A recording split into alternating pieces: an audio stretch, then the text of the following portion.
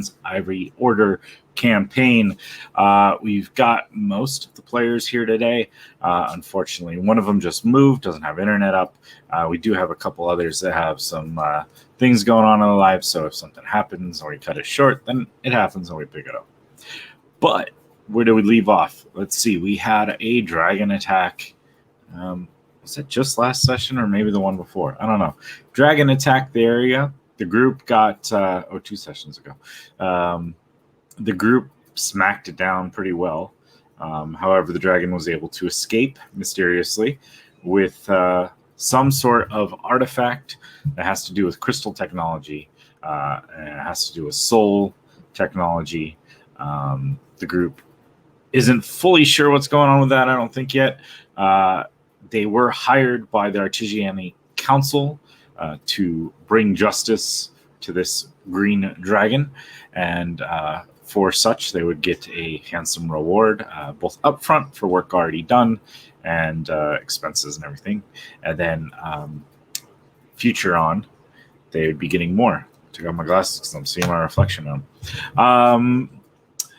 We are now, they went to the Artigiani headquarters after finding out some information about Dr. M that may or may not have been disconcerting. So they've kind of camped out at the headquarters of the Artificer Guild, and they were, I believe, waiting for the morning when they, when the Artificer Guild shopmaster would be able to come about and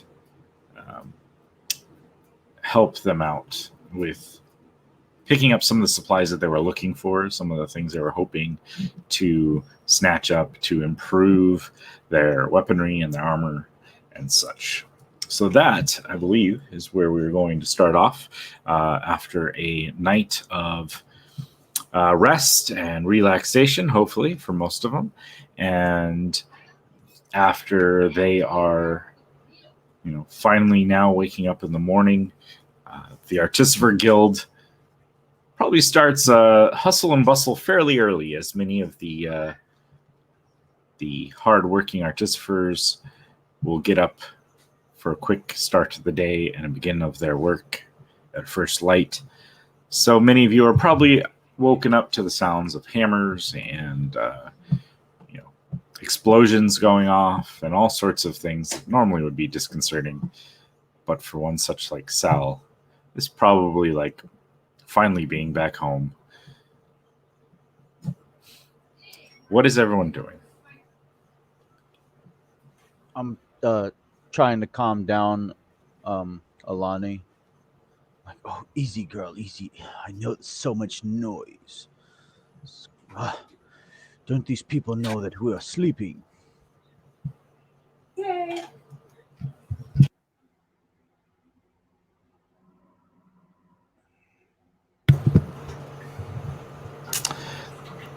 Sal, you're back home, probably in your old suite, wherever you kind of, at least when you were in the main Artificer Guild, one that I'm sure Tommaso has reserved for you in case you returned.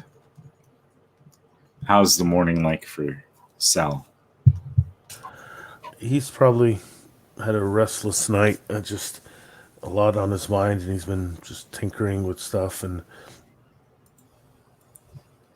just trying to decide what he's going to do next. All right. Zero. Ever vigilant, ever, kind of off doing his own thing. But what, now that you're back with the group in this busy, almost metropolis sort of location, what is Zero up to? He'd probably be looking in what passes as a mirror and kind of like looking at his features and trying to decide on what kind of face he's going to wear today. Perfect. And Flit. What is Flit's morning like? Is she by herself? Yeah, I think the Artificer Guild is big enough that you guys, if you would desire it, all get your own rooms. There are also some recent vacancies, so you guys would definitely have the option of taking one if you would desire. Well, she requested that last game session. I remember she requested that I can't remember his name. Asked if to go fetch Serene and Skippy. Okay. And she said, yes, go get them and put them to work, learning whatever, regiment. And did they get their own rooms is what I'm saying. So, yeah, I mean, if it's up to Flit, honestly. Flit would have seen to it that they got their own rooms or had them stay in her room. That's kind of, there would have been room for them if they wanted. There's definitely. Okay. I didn't know if there was room for it. So, so she would have settled all that, I guess, the night before. Yeah. And I guess in the morning she is getting everything ready and talking to Chihi, her new friend, feeding him sugar cubes and whatnot, and planning the day out. And then soon as she hears explosion, she's like, "What was that? What was that? We must go find out what that is. We must have it." Yes. As she gets up and runs out the door. And it doesn't matter on if she stays on the floor or not. She's kind of all over the hallway running, and almost maybe like a spiral. Nice. Like the Hot Wheel cars and like one of those loop things, just kind of like going around. I like it. Yes, you guys. And as she passes by, she's like, "Hello, hi, how you doing? Where's is the explosion this way? Huh? What? Oh, okay." See many dumbfounded artificers who honestly don't take the time to actually answer your questions, but they do stare as you go running around overhead or alongside on the wall, or they find it very interesting. Not that walking on walls would necessarily be too crazy for them, but one who does it without obvious contraptions and one who does it with such energy and gusto that these very logical-minded engineer-style people are unable to kind of grasp, as you've noticed with Sal's reactions with you. I ignore it and just keep on going, trying to find the ever-full explosions. All right. If you want to give me a perception check, we can see. Yep. Or would it be investigation? This is more perception because you're trying to figure out. Investigation is more like hands-on, trying to like delve in deep. We'll go with you because that's a +5. Oh. My idea was up to +4. See, no. Just that 5% chance is just. Still wouldn't have worked. It's only a 10. Yeah. The thing is, these halls echo and reverberate. So you find yourself running, and you run down to like one side of a hallway, and you look in a couple doors, and it's not there. And you go run to another hallway, and you look in a couple doors, and it's not there. And at some point in your running around, I believe you would come across Parzival, who's exiting his room and perhaps trying to make his way towards Tommaso's area where he is offered to host you guys for breakfast. I guess at that time that I see him, I'm probably coming up behind him. So just unnaturally, I move upside down and run along the ceiling. And as soon as I get above him and I get a little bit for him, I drop down. Hi! Gosh! You should really watch what you're doing. I was. I picked Alani up off the ground. Goodness. Look, it's G. Oh, hello, little fellow. He likes sugar. Breakfast. Oh, breakfast. Breakfast is awesome. Let's go. Where's it at? I got lost. Yes. Well, this way. Okay. I kind of skip along with him. Start doing that the number thing. I can't remember the game. Hopscotch. Hopscotch. Is there squares in the floor? Sal, would there be? I'd probably. I'm sure there's all sorts of geometric shapes and such all across the floors. Oh yeah, I begin. An engineer style of decoration. Parzival looks behind him and he sees what he's doing. He goes, "What in tarnations?" But he sees he's having so much fun. He looks around back and forth to see if there's anyone around. Starts to do it too. What's up? You tell no one. What? Tell who? What? Very well. Okay. Are you two enjoying yourselves?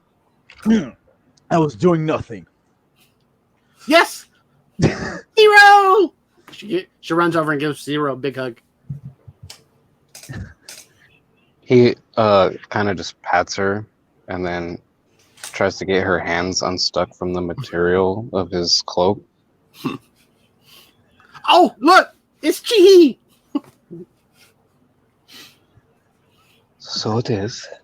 I'm gonna be straighten myself out. Yeah, I was doing nothing. She puts Chihi on top of her head. You know the way, Zero. Yes. I know ways. I believe Food! We must have food. Food, Yeah. food. And breakfast. it starts doing a dance. Preferably Food coffee. dance. Coffee. Very much Yes. in the morning. Hold the sugar on mine, please. You want sugar? I got sugar. Hold the sugar. Why would you want to do that? I'm not as excited as you are. Oh, yeah, that's right. You are kind of just... I'm older. That's all. That's all. Older. Oh, you're like Sal then. Okay. I'm not a grump. Cane? I'm older than Sal, I believe, but let's Wow, drink so we need to get you 2 canes. that. That's what these are for, no? And he points at his swords, his collection of swords at his waist. Yes, gentlemen. I do believe that we are being waited for. I don't even believe that was a word. Somebody's waiting for us. I'm hungry. Who's he calling a gentleman? I don't know. I'm not gentle. Apologies, Captain. She hollers down the hallway. Gentlemen! Hello! See Parzival, he's like, oh, coffee. I need coffee.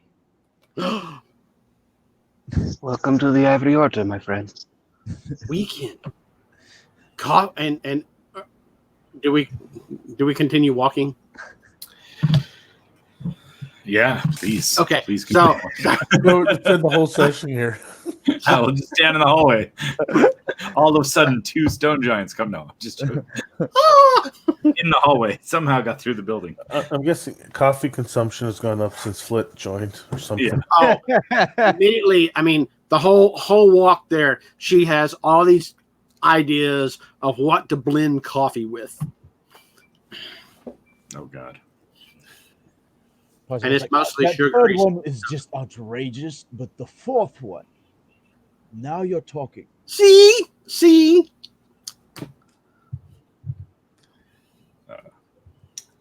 And when you 3 arrive, I would believe Sal is probably already in the Tomaso's area. Surprisingly, usually he's not even at the table. It's Carbona's always there waiting for someone to load up a tray for him. But surprisingly, he's there sitting at the table. She immediately grabs onto Percival and pulls on his look, and she does that with Zero too. Look, he's at the table. seems to have gotten an early start. Let us. No. He's never at the table. Is this an illusion?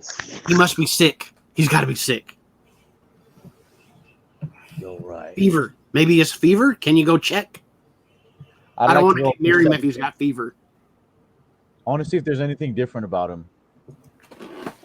I rolled a 4. I don't notice if there's anything different about him. It looks like Sal. Well, Sal always looks like Sal, but Sal at a table. Now that's different. Well, no, my fault. Sal at a table with food. That's different. If you're noticing it, he's actually not in his normal work clothes, I guess. He looks like he's dressed up very nice, proper clothing, like he's at a special meeting or something. Like he is almost like a formal wear. Oh, he's definitely sick.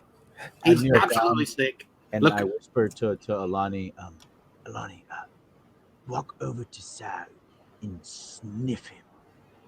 See if it's actually him. Nice. Sitting at the table along with Sal is an elderly gentleman you guys recognize as Tommaso. He is the head of the Artistifer Guild, and he's sitting there with papers kind of strewn out, and he's got a cup of coffee, but it's like in like a little like teacup. That's so not a huge cup, but it's still steaming and seems to be pretty full with black coffee and a couple slices of toast along with it. And he's more just like he's reading over a report at the moment and looks up. Oh, hello. Yes. Come on in, guys. Join us. The food was just brought in. It's still nice and warm. She kind of walks up to him, still eyeballing Sal, kind of leans over and whispers to Masa, is he sick? Oh, well, Sal's always been special, but I would never have called him sick. Oh, he's good. Did you check his temperature? In any way I know how, yes. Okay. Please sit walk down. up behind and kind of prod him with the staff of healing. Are you all right, Sal?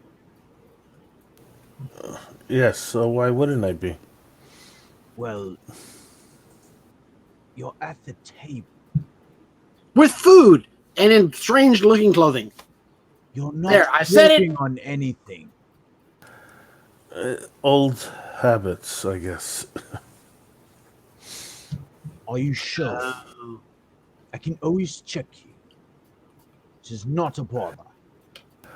I'm fine. It's just old habits coming back, I wipe the back of my hand and place it on your forehead.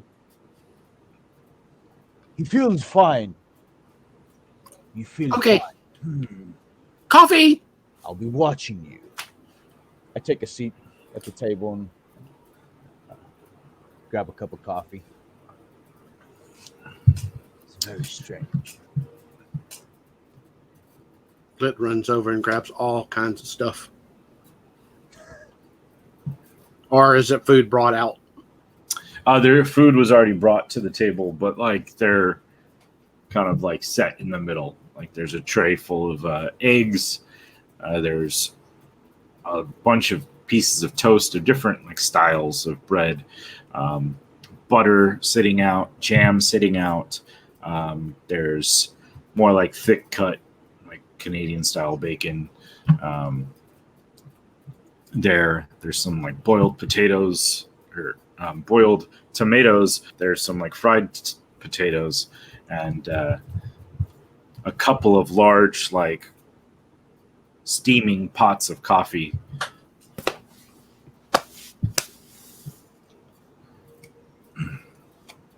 Well, help yourselves. There's more enough to feed half this building here. She's already piling or flit. She's already making, yeah, this like a Dagwood sandwich but for breakfast. I can order more if we need. Yes. Okay then. Anyways, what's on the agenda, guys? I gathered the components that I would need for the locate creature spell. But during my research, I found that I could only locate the creature if I am within 1,000 meters. That probably is a problem since you didn't see him in the building. And at this point, a dragon, even if he had only escaped a short distance away, could be many days' travel from here on conventional ships. So are we still looking for the dragon?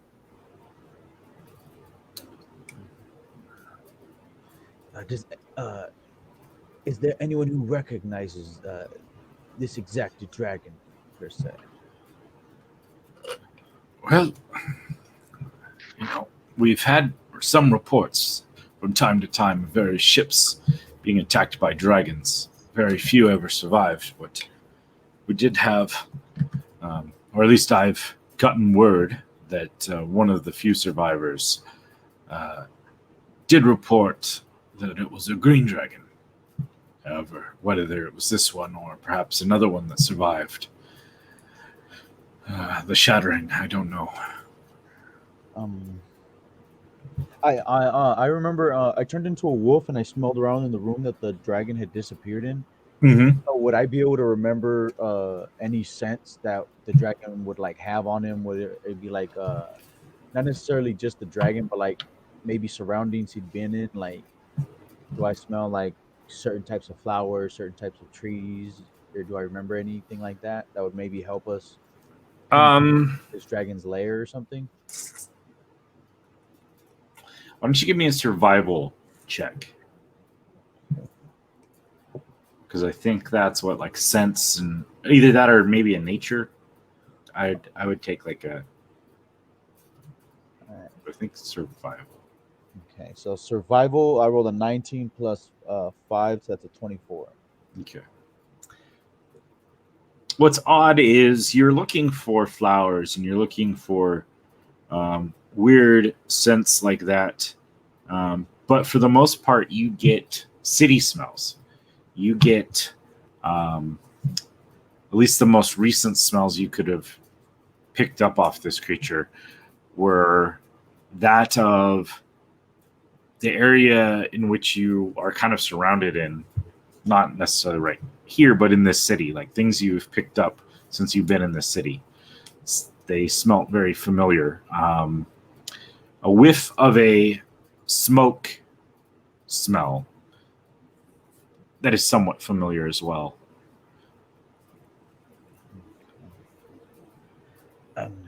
But you didn't get like a specific nature sort of smell. So whatever it seems, it would seem like this dragon perhaps had been around the city for a little while. I share that with the group. Also saying, is there anywhere that perhaps maybe in the city that this dragon can maybe be hiding? Because there must be something. All the smells I picked up when I searched the room of the city, nothing was strange. All the smells I remember smelling were very familiar. Was it poo gas? It could be hiding out in the poo gas place. Me and Sal was down there a while back ago. Well, not here, but on another island. The issue, I did a little bit of reading last night about dragons as best I could from my limited supply of books here, is that when they get old enough, they pick up tricks, and one of their favorite ones is ability to transform into other creatures. Could have been walking around the streets with you guys. Flit's jaw opens wide.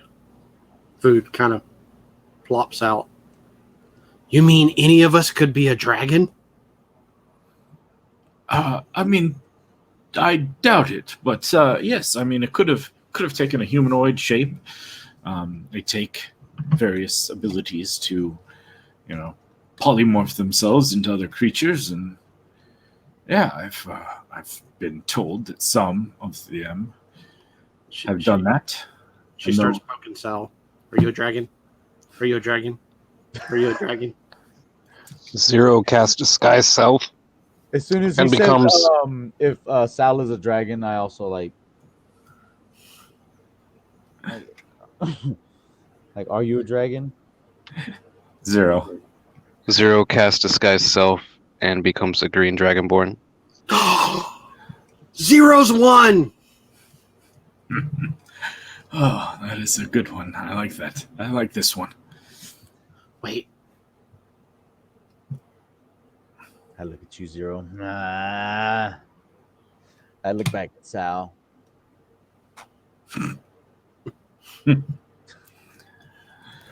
Zero would have winked at you. Yeah, with I'm me. Don't worry. yes, yeah.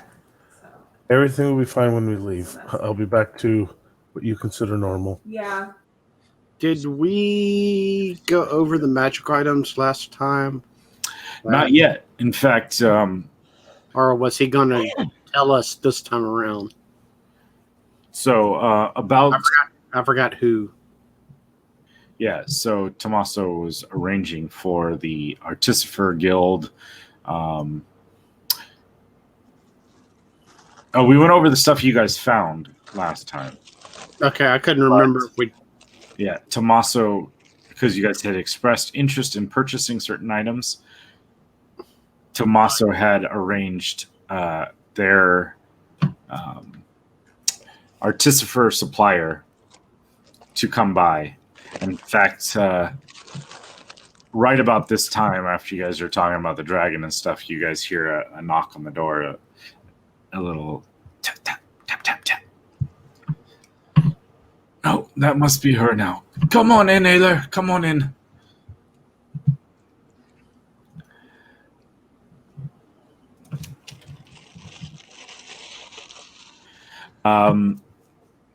So in walks a female, lithe, skinny, with blue feathers and wings all across her body, covered up by kind of like a light white dress and a gold belt, and her blue feathers kind of fade into this like grayish hood sort of thing of feathers. Like her facial area is all gray feathers versus the blue of her wings and her legs that you can see. And she kind of like hops in, and behind her she's pulling like essentially like a wheelbarrow full of various items. She Flit leans over to Percival. She's pretty. As he leans over, as he's leaning over, I'm leaning over. Actually, I'll stand up out of the chair and I'll walk over to her and just straight up smell her. I'm just gonna go up to her and just go. Does anything smell familiar? She kind of does this like weird like head twist thing. She smells of various like strange dusts and strange like chemical sort of residue, but does not pick up the same sense. Some familiar notes to that green dragon, but not the same scent. I turned to the group and I was like, she has different scents, a bit more dusty and chemically, and the green dragon was more smoky. If that can help any of you for your next for your how you say just to be looking for those whiffs anytime you go. She kind of pokes her head towards Tommaso. Is this one right in the head? Of course I am.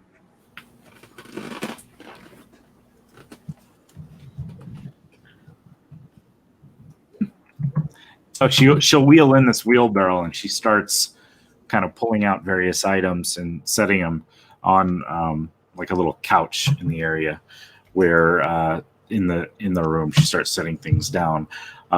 One of which may catch Parzival's eyes first. It's this like almost white wooden chest plate that it's got like little brown like grain marks in it, like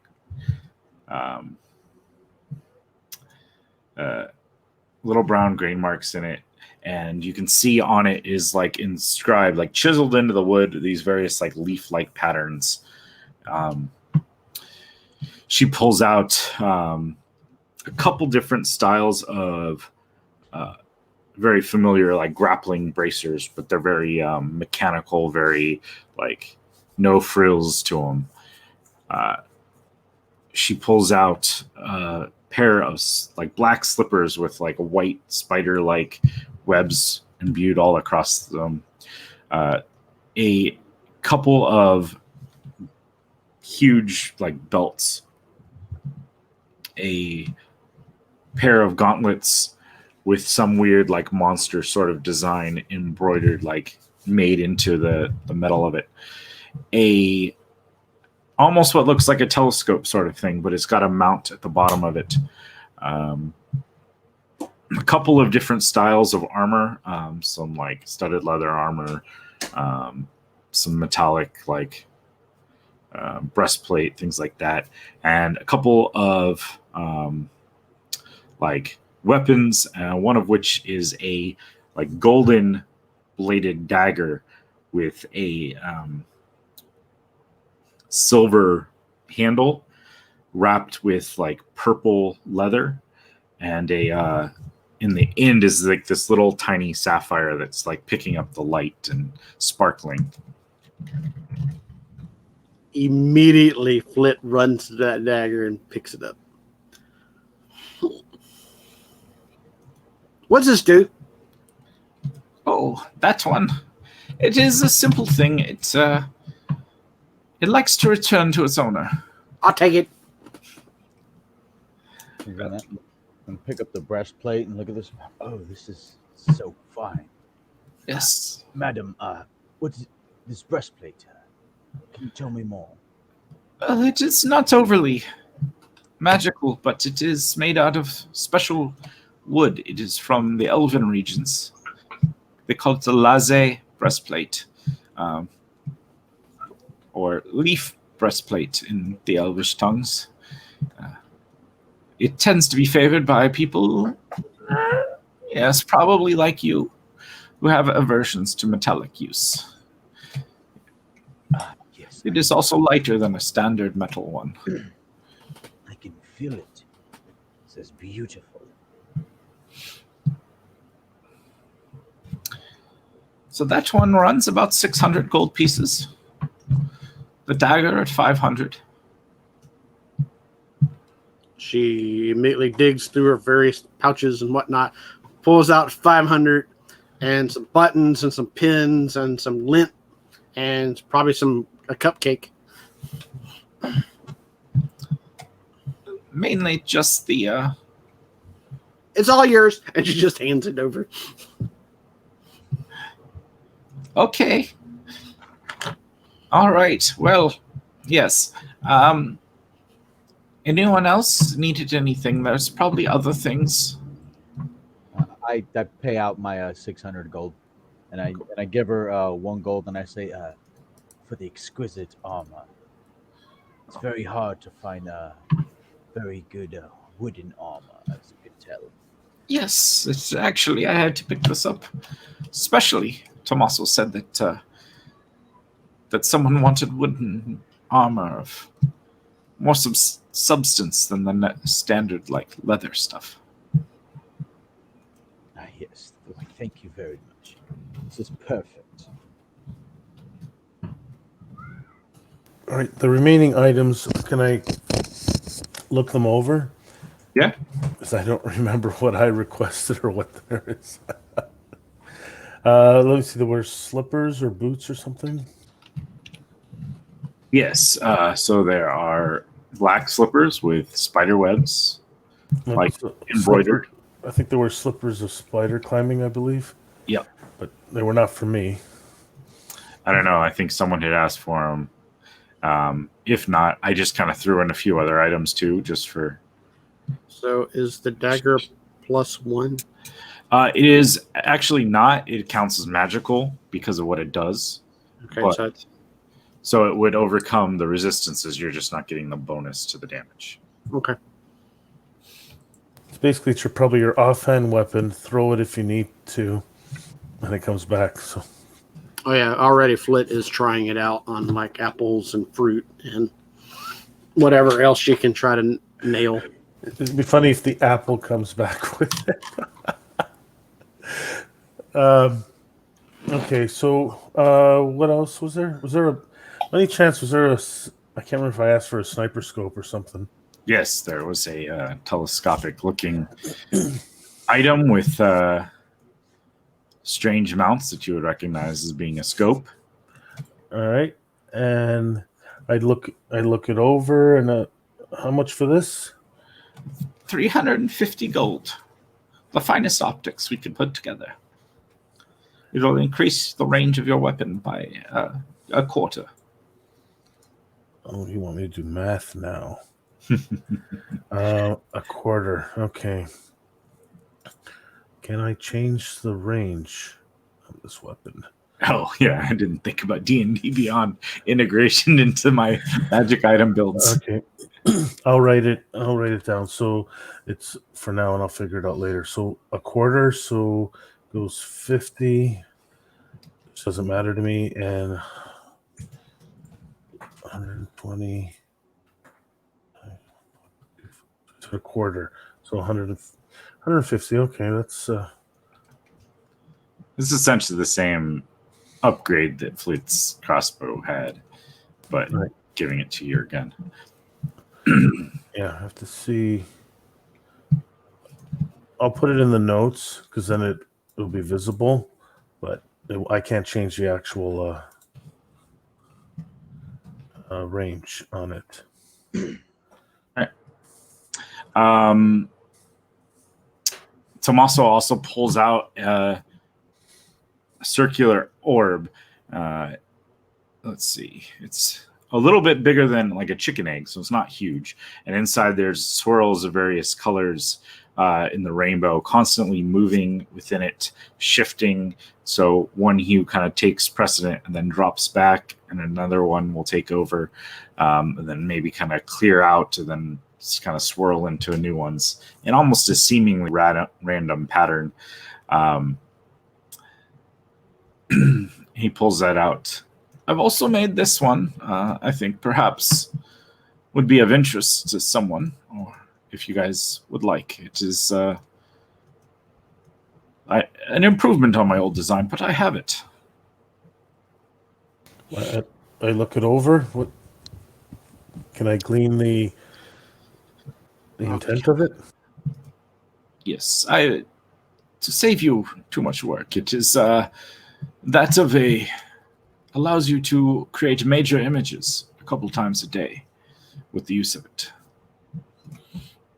As much as I might regret this, Flit, did you want this?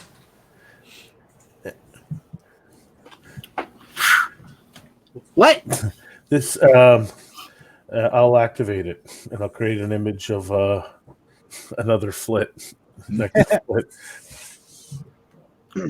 Yeah, so next to you is this image of this perfect replica of you, kind of doing a normal Flit dance. And turning into a dragon. Yeah, shifting into a dragon. She jumps back, and she throws her dagger at it. The dagger flies through it. Roll me a d20.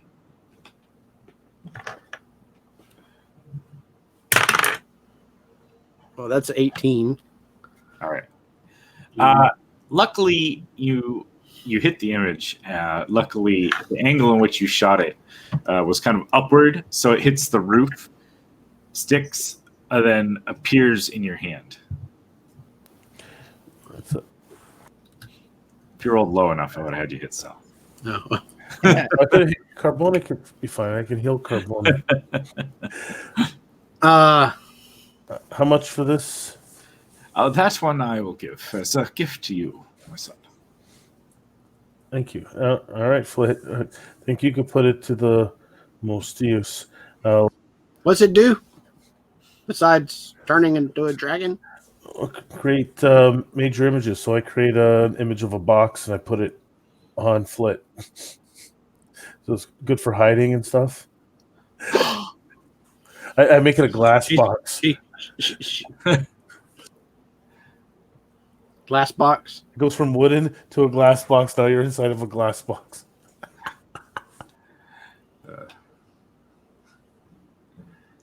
Well, it is only an illusion, but and it is tapped out for the day. It only can usually do it twice.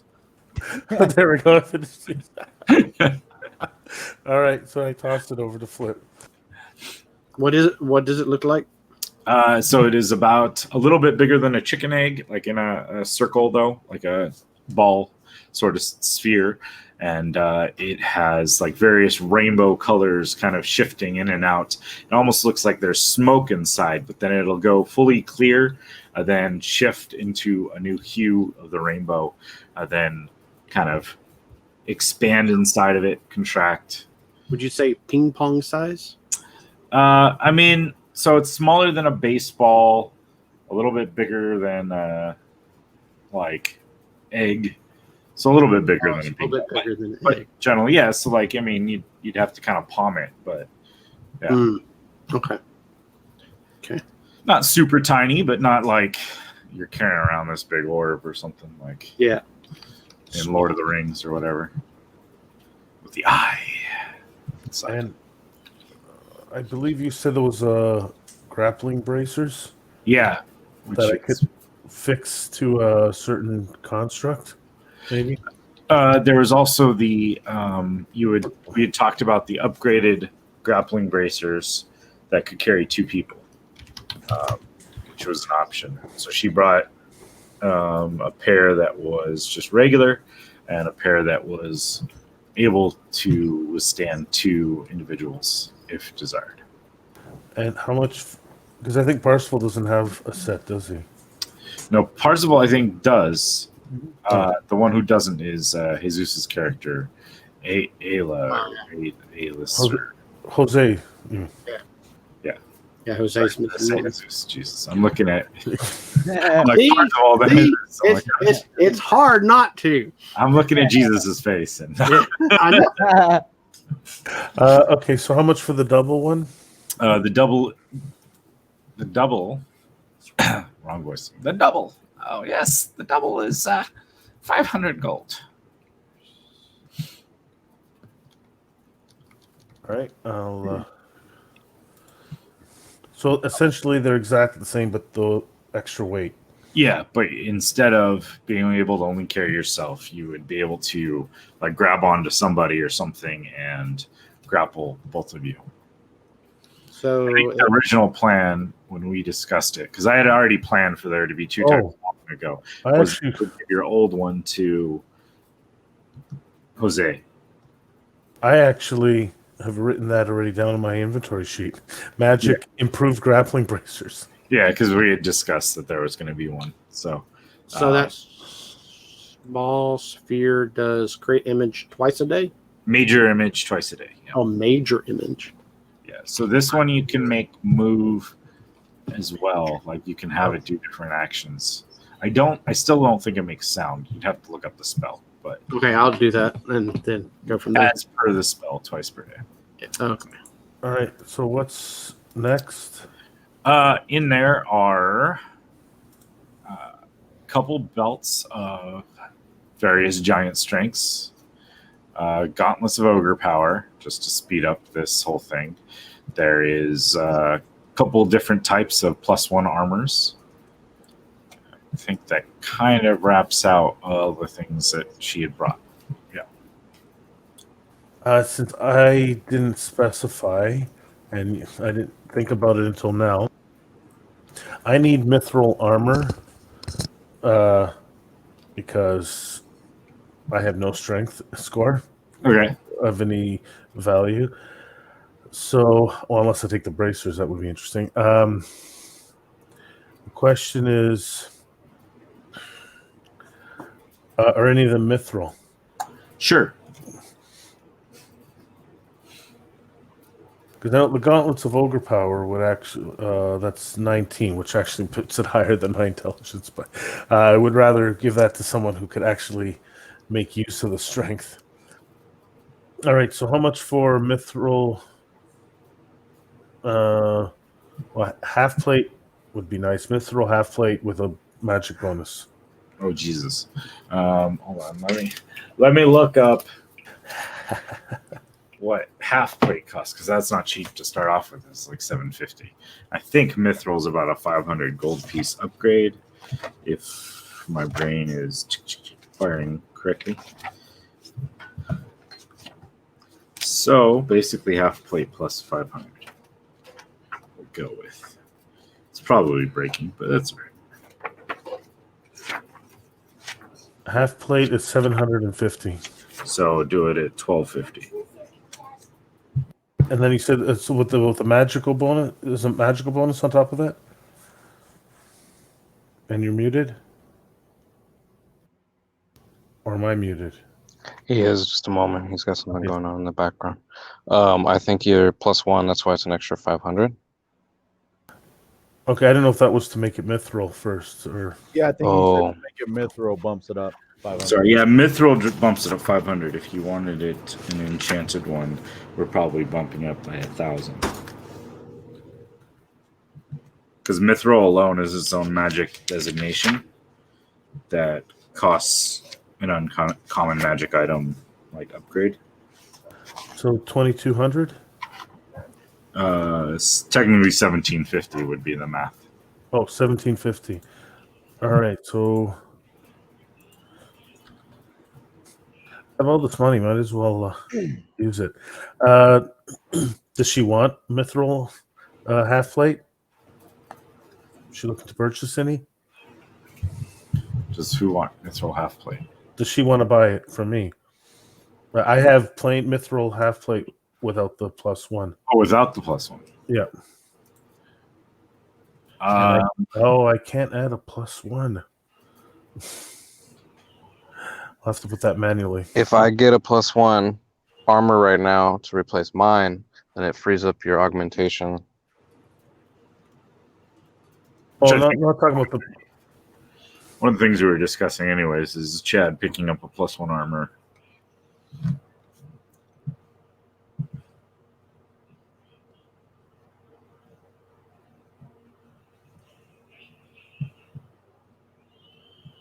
So it's up to you guys. Should be interested in purchasing back your mithril armor, your old mithril armor, if that's. Yeah, I don't think because we could. Well, if you want it, it's up to you. Can you use mithril half plate? They don't. Well, they don't give you the +2 dex mod. Yeah. So it still would limit his dex mod. So that'd be 17. Yeah, it'd be 17 AC. You would have. It's 15 + 2 would be 17. That's I would higher rather than what I have. Well, I would rather buy you magic. Like, what do you have now? I have studded leather, I believe, and then you augmented it for a +1. So what's the studded leather again? 12, and your dex mod +3. So he's at 16 because it's 13 + 3. And then when I'm dual wielding, it gives me 17. So he'd be at 17 dual wielding at 18 with your old armor. Well, do you want mithril half plate? With it won't get the. I can't put the +1 on that one. Well, it would be +1, right? Or it's not yet. Well, so he's talking about buying the +1 and just giving you standard mithril half plate. Yeah, I bought the +1 already, so I have a mithril half plate, which is 15. Okay. So if you want that, plus but only a +2 dex mod can be added to that. So that'll be a Still put me at 17. 17. That's still higher starting. Or did you want to buy a magical? My My only concern is if that gives me disadvantage while I'm stealth. Oh, Mithril won't. That's Oh, one of the reasons. Then no, then let's do that, and then that'll free up your augmentation as well. So how much? What other armor does she have? I mean, she's got like A bunch. a bunch of standard +1 armors of things. The mithril half plate one was just kind of like perhaps something Tommaso had seen you with regular mithril armor and thought, oh, maybe I should have her bring along that one thing of mithril half plate that we enchanted to be better. Okay, out of curiosity, how much is the +1 studded leather? 400. So 400, and that'll give it a 13. Well, that's what he was at anyways, because you were already Right. Essentially, it's the same. Yeah, it's the same thing. He's just bumping up yeah. one armor with your mithril half plate. Yeah, sure. You can. Yeah, I still have quite a bit of cash. So if you want the mithril half plate, it's yours. So that's a 15 AC, but only a +2 Dex mod is allowed. Cool. Anything else you guys wanted? Any of you want any of the strength enhancing, which I think is all we're down to? If I can afford a belt, yeah, because I'd like to keep my gauntlet, the grapplers. Okay. Yeah, so that is the downside. So the belt, the cheaper of the belts is the Hill Giant strength is 2,500 gold pieces. Ugh, out of my price range. All right. How much? Actually, Hill Giant. Yeah. Belt, right? I got 1,000 gold pieces left. That I don't mind helping you out. I have more than that. I can make my own magic items. So I've been finding them and making them, so I never had to. This is my first real time buying stuff. So this gives you 21. Well, you are melee normally, except for that cool bow. Yeah, I usually try to open up with ranged and then go in for dual wield. Actually, Parzival, what kind of weapon do you have? Staff. I don't use a weapon. I have the staff of healing. I throw rock and I turn into animals. Yes, but would this belt work in animal form? Ooh. Imagine, the only thing I keep when I go into animal form is my intelligence, my charisma, and my wisdom. Yes. No items. But this item could, up to Bill, morph into your animal form and give you 21 strength. So you could be a hamster. Oh, I didn't think about that. If that is possible, I would love to do that. That would be so much fun. Have a little monkey with 21 strength. Giant ape just beating things. I mean, yeah, I guess it would. We kind of talked about like how certain items we would probably let you keep, and I could see like a belt becoming like a collar or just wrapping around the waist, depending on what creature it is, or like armband if it's bling bling. It's up to you guys who should get it. Even the 19. Oh, the 19 is a gauntlet. Never mind. Yeah, the downside is gauntlet, so you'd be giving up your grappling bracers in order to use the gauntlet. I could kind of take it since I could use animal forms to save myself from falling. Because if I start to fall, I can go bird and then fly up. Oh, you can. Oh, level 8. Yeah, you can turn it to a. So you want the 19 gauntlets, but you won't get your grappler anymore. Is that right? Yeah, but what he's saying is it doesn't necessarily matter because he kept Yeah. Okay, so the belt of Hill Giant strength is how much? 2,500. 2,500. That is most of my money. I'll have 10 gold left, and I can get it for you if you want. Well, he had 1,000 too, so I mean, Yeah. Okay, I can give you 1,500 zero for it. I can do up to 1,250. Now you want me to? So And you can do 1,250. Perfect. You can split it. So Zero's getting the belt of giant strength. Okay, just deduct the gold. And Parzival, did you want the gauntlets of ogre power at 500? Yeah, I'll take them. Okay. 19 AC is still good for most creatures. Well, and with the staff now too, you have a quarter staff now with 19 strength. Actually, as well. Flit comes over to Parzival and gives him 500.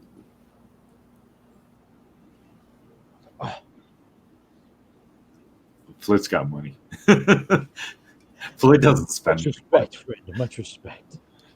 Yeah, 21 with the belt is where we're at. Cool.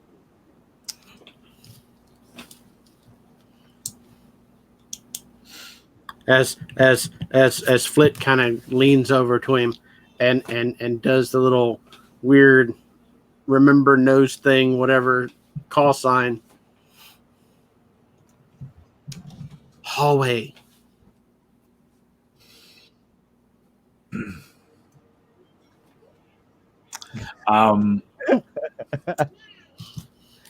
Who has the book from the Ivory Order?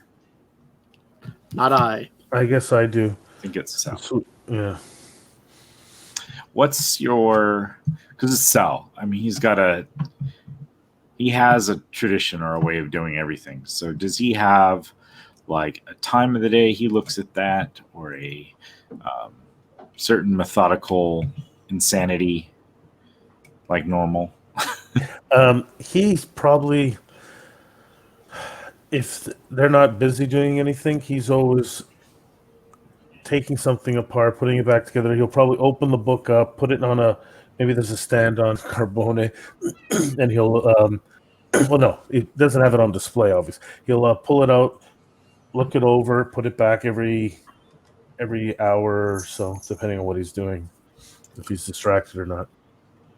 So probably shortly after you got things settled in, you probably put your scope on. The supplier packs up the rest of the items, and her gold she kind of sticks in this chest and shuts it like on the back of the cart and starts wheeling it out of the room. You guys get yourselves situated with your items put on, and at some point you pull out the book from the Ivory Order, and you see scrawled in there a notation following some of your reports from the previous days from Duran Ironbreaker. Interesting your notes of this dragon, being that we just got some word of a recent attack outside of the Arcosian. One of the ships leaving there was attacked by a creature, and the few witnesses we got were definitely that of a green draconic form.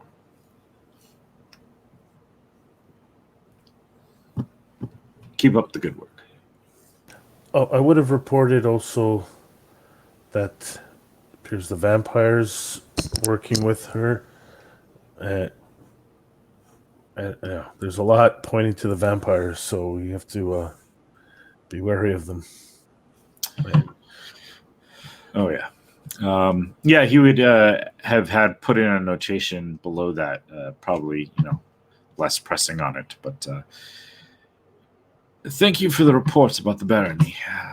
They wished to ally with us. However, we could not come to a term we felt was worth the arrangement. Apparently, they must have sought help elsewhere. We will keep an eye out for it.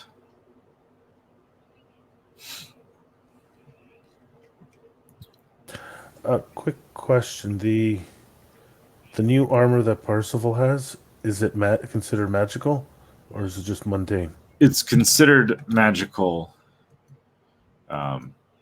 like a mithril is considered magical. So generally, it's not something you can just give a +1 to. Sadly, does Parsifal use a shield?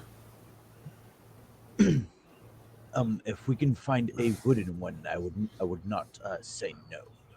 All right, because for now, I have to level up to be able to change my infusions.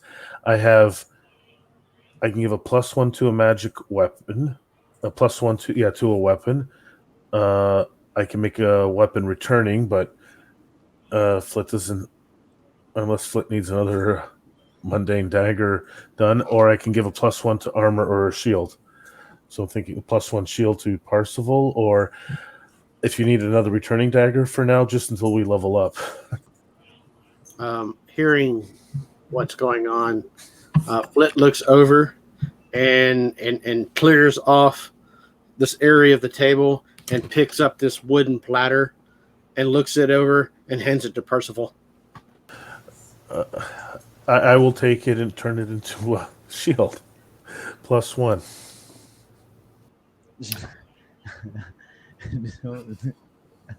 I guess I got +1 shield. He's got this like gorgeous piece of breastplate armor on. It's like a work of art. Like leaves like are etched in, and then like the dye put upon there makes the leaves kind of pop out a little bit more, so they're a little bit more obvious. In fact, there's like a green dye that just covers the leaf part, and then a darker one that does the recesses, and kind of like the rest of it's just like a nice lacquered, shiny, beautiful wooden. And then we have this shield.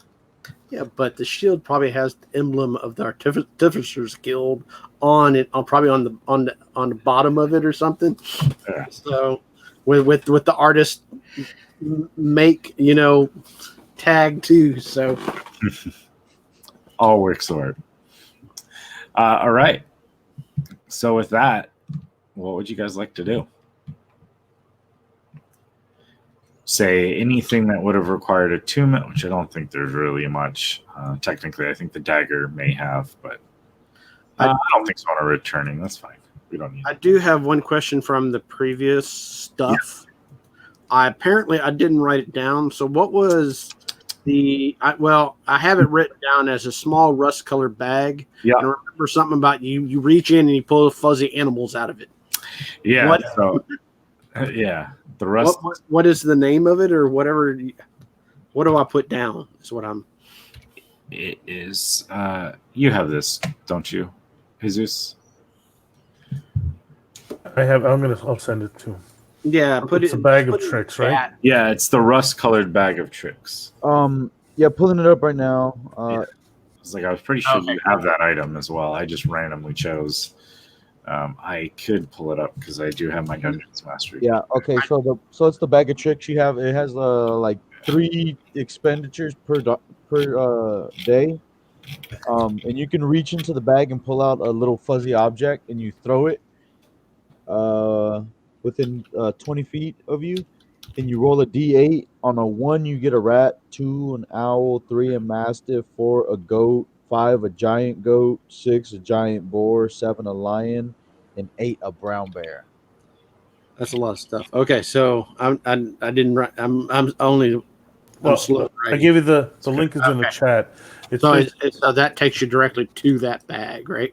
Well, all 3 of them. You just have to look at the rust one. Okay, Yeah, the one we have is rust.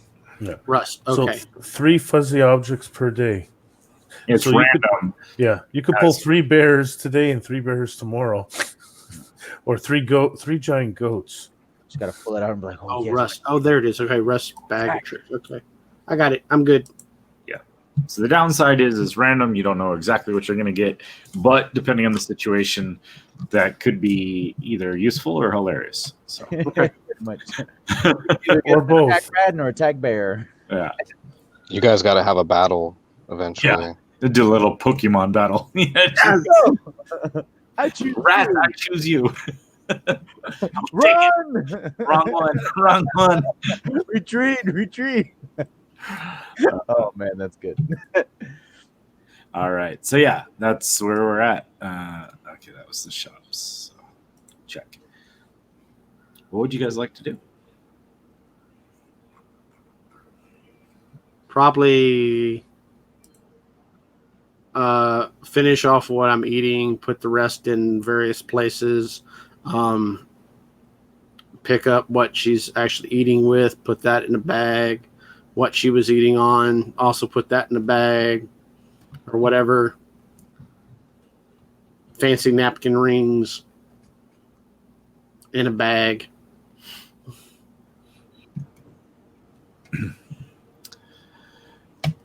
And look at Sal. I use Druid craft to spruce up my shield, just putting flowers on it. Oh, nice.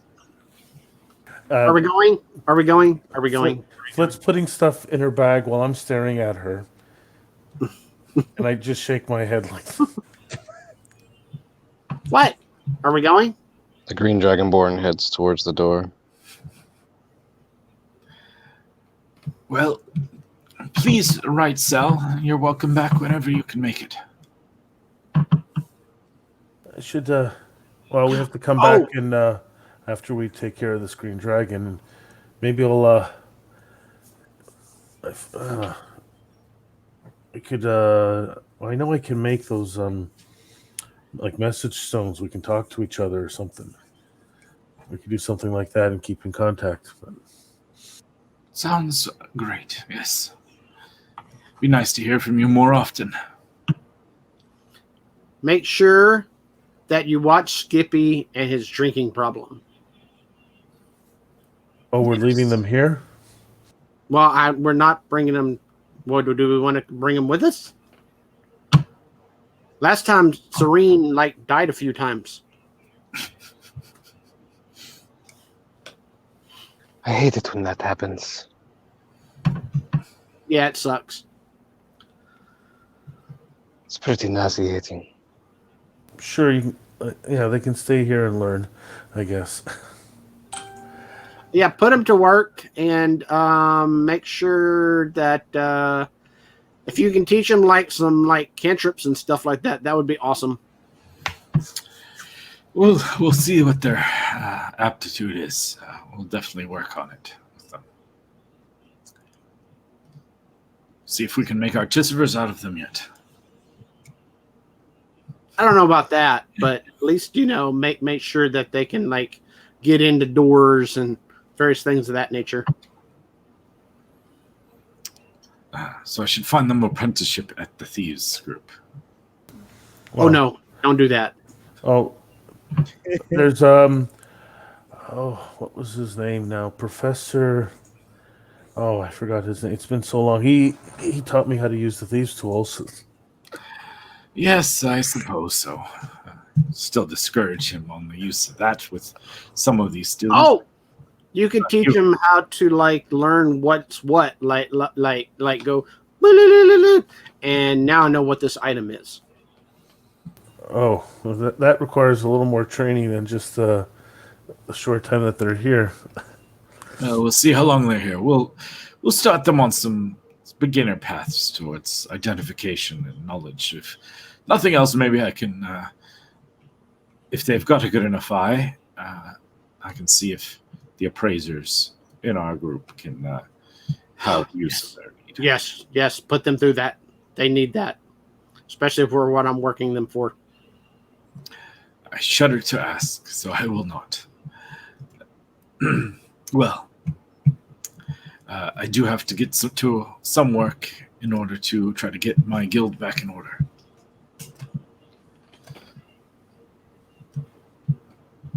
It's been great having you guys here.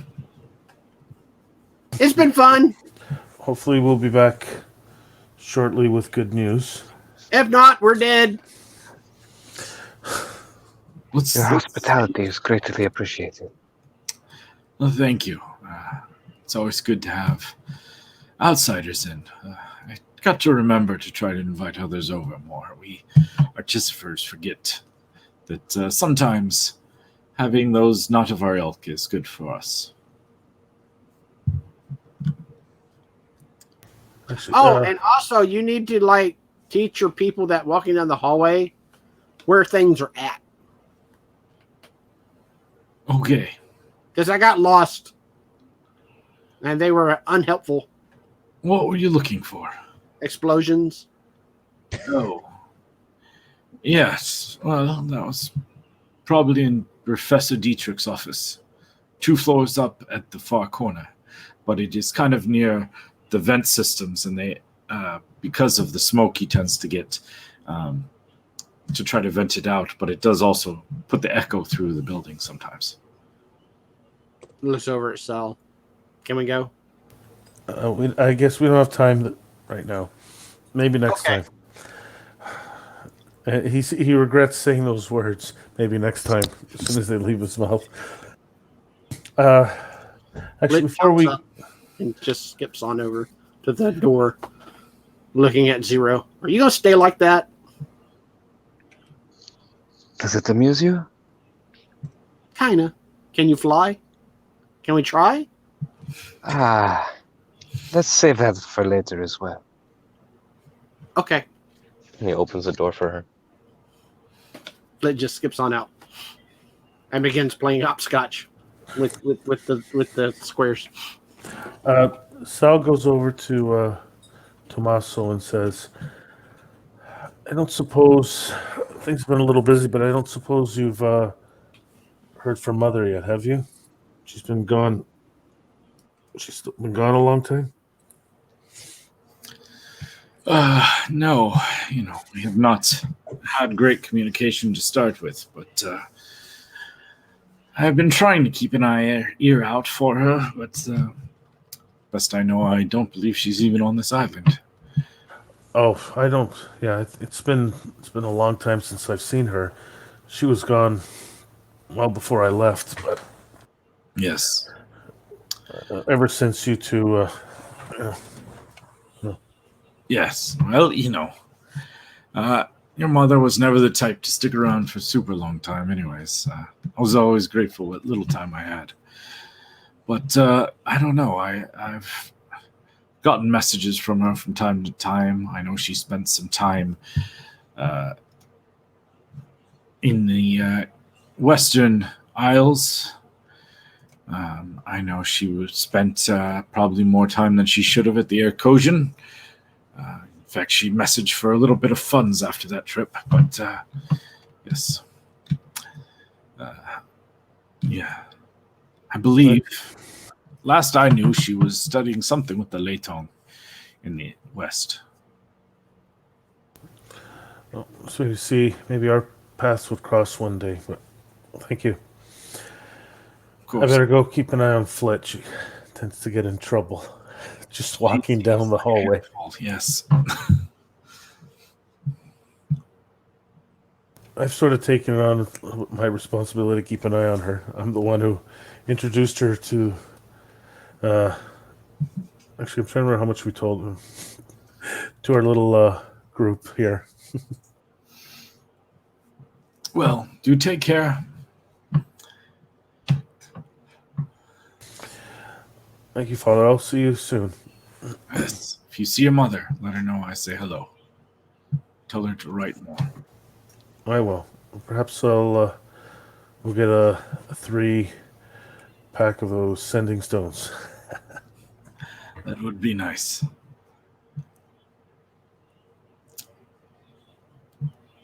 All right, I'll head out with Carbone in tow.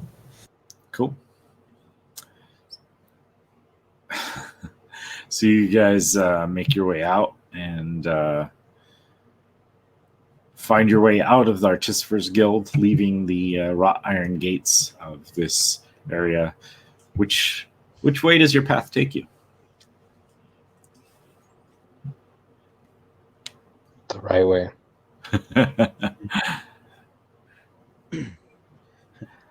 I cast guidance and I lead us out. Love that stuff. All right. Back to the scene of the crime? Is that the only real lead?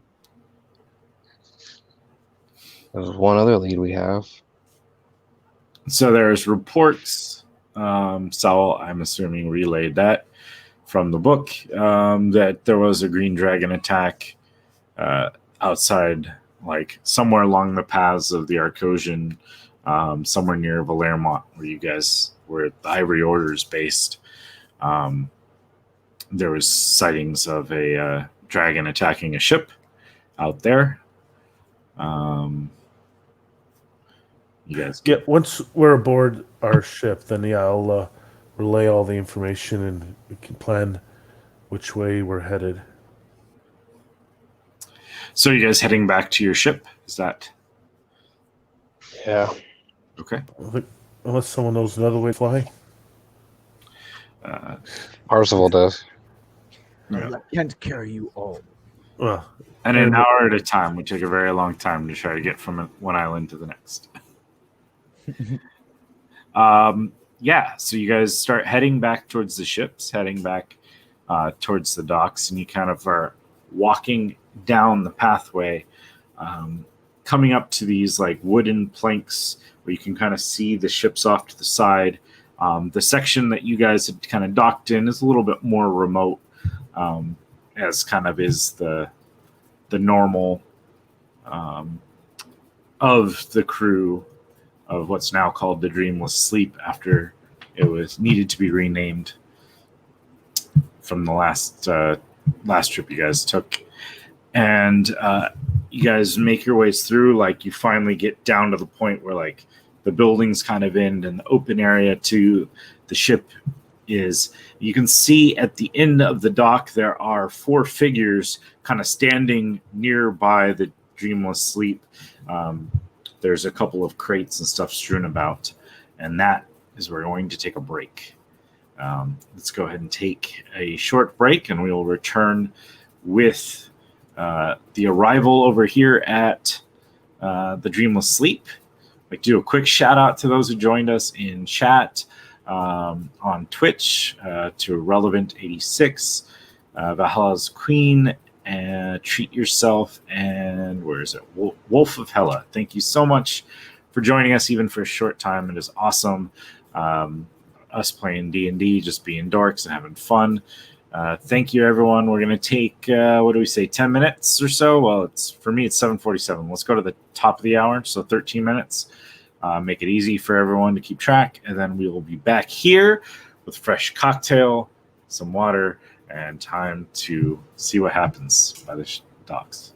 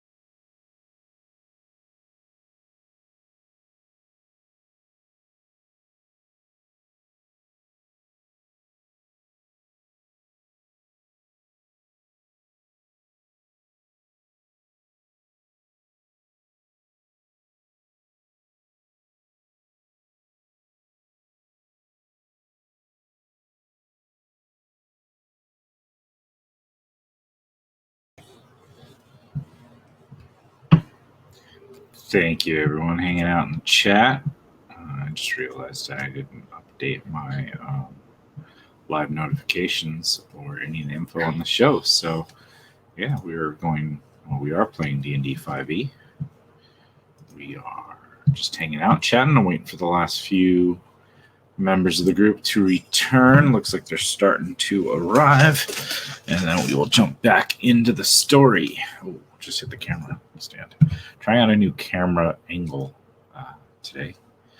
Got a cool new tripod for my DSLR, and so I've hooked it up to my webcam for funsies, so I can kind of like get a better angle, cut out a bit of the background. Tonight's episode sponsored by Bombay Sapphire. Oh, I wish it were. Valhalla in the chat asked what drink I made. Earlier, I was drinking a sweet martini with more sweet vermouth than gin to try to keep me from getting alcohol levels too high while I have to talk. This is just a fairly simple gin and soda with a grapefruit twist and a splash of orange bitters just to kind of add a little extra flavoring to the deliciousness that is. And I left my water on the other side of the room. I'll be right back. I think we're still waiting for Chad. Maybe I saw Jesus is back. I think Paul might be back. I'm going to grab my water. I'll be back, and we'll figure it out. Hopefully everyone else will be back too.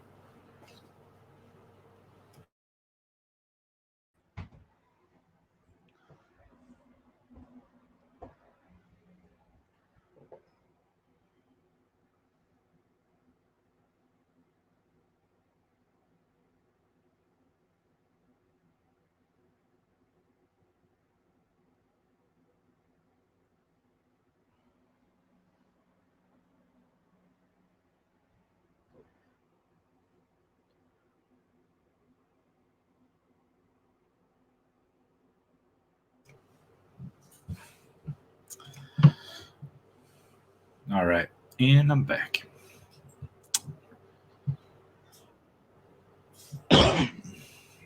Yeah, when we're all done, if people want to jump over, Valhalla's Queen stream some great gameplay of a Call of Duty. Kills it on there, so it's always a fun time checking that one out too. So once we got Chad back, I guess I might as well let people see there are other people here. Oh, he's back. I just didn't add him back. He dropped. Hell, I dropped out too. So I hit the wrong button. I was trying to chat with chat, and I dropped myself out.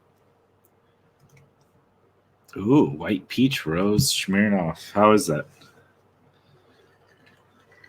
It's not bad. It's the first time trying it. My wife didn't like it, but it's okay. For the longest time, I did not like soda water as like the major mixer, and maybe that's because like for me, vodka and things like that don't have enough flavor. But with like gin and a little like twist of something or peel of something, I usually do lemon, but I had grapefruit around the house, and I was like,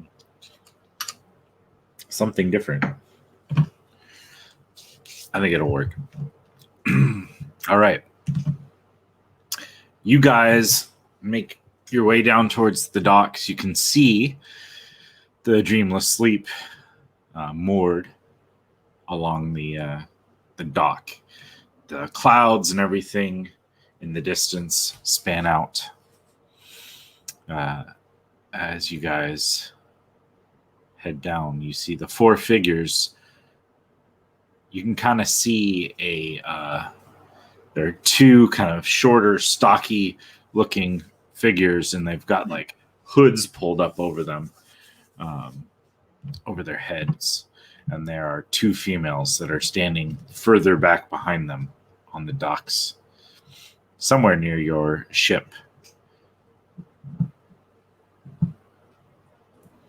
What are you guys up to? Hey, Sal. Sal. What? Cringe ears. I look over at them. Do I recognize them? No. I was debating whether I made you roll for it, but yeah, no, not that you can tell. I mean, there's two stocky, short figures, probably like dwarf-like frames, but they don't seem to be familiar to you. At least hard to tell with their cloaks. The two females seem to have kind of like this like lighter like veil sort of thing, like covering their hair and kind of cascading down around their shoulders. They're dressed very similarly and almost look identical. At least from this distance, they seem to be like mirrors of each other. Can I try to smell them from where I'm at? Do you have any bonuses? Like, I mean, I know if you turn into an animal, you definitely get scent bonuses. No, not. I don't have any. I'm just a human, so I wouldn't have any. Probably not at this distance. You're down by like the docks, so there's a lot of other scents floating around the air. But I'm starting this kind of off where you're probably like 100 feet from the point where you kind of get to the point where you can see the docks and the point where you guys can, see the people sort of thing. So there's probably about 100 feet or so between you guys. Zero would like. Go ahead. No, good. Zero would like to try to ascertain like if they have any kind of like organization or uniform about them. Okay. Yeah, so roll perception check. Let's get some more dice rolling in this game. We haven't done enough of that yet.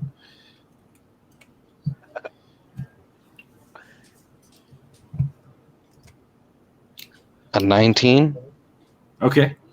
Yeah, from your angle, I mean, you can tell that these two ladies are dressed identically. They have like these kind of like light pink, like veils, I suppose. Like it's hanging around their head, wrapped around their head, and then like kind of drapes down in front of them, and like a kind of darker shade of pink dress on.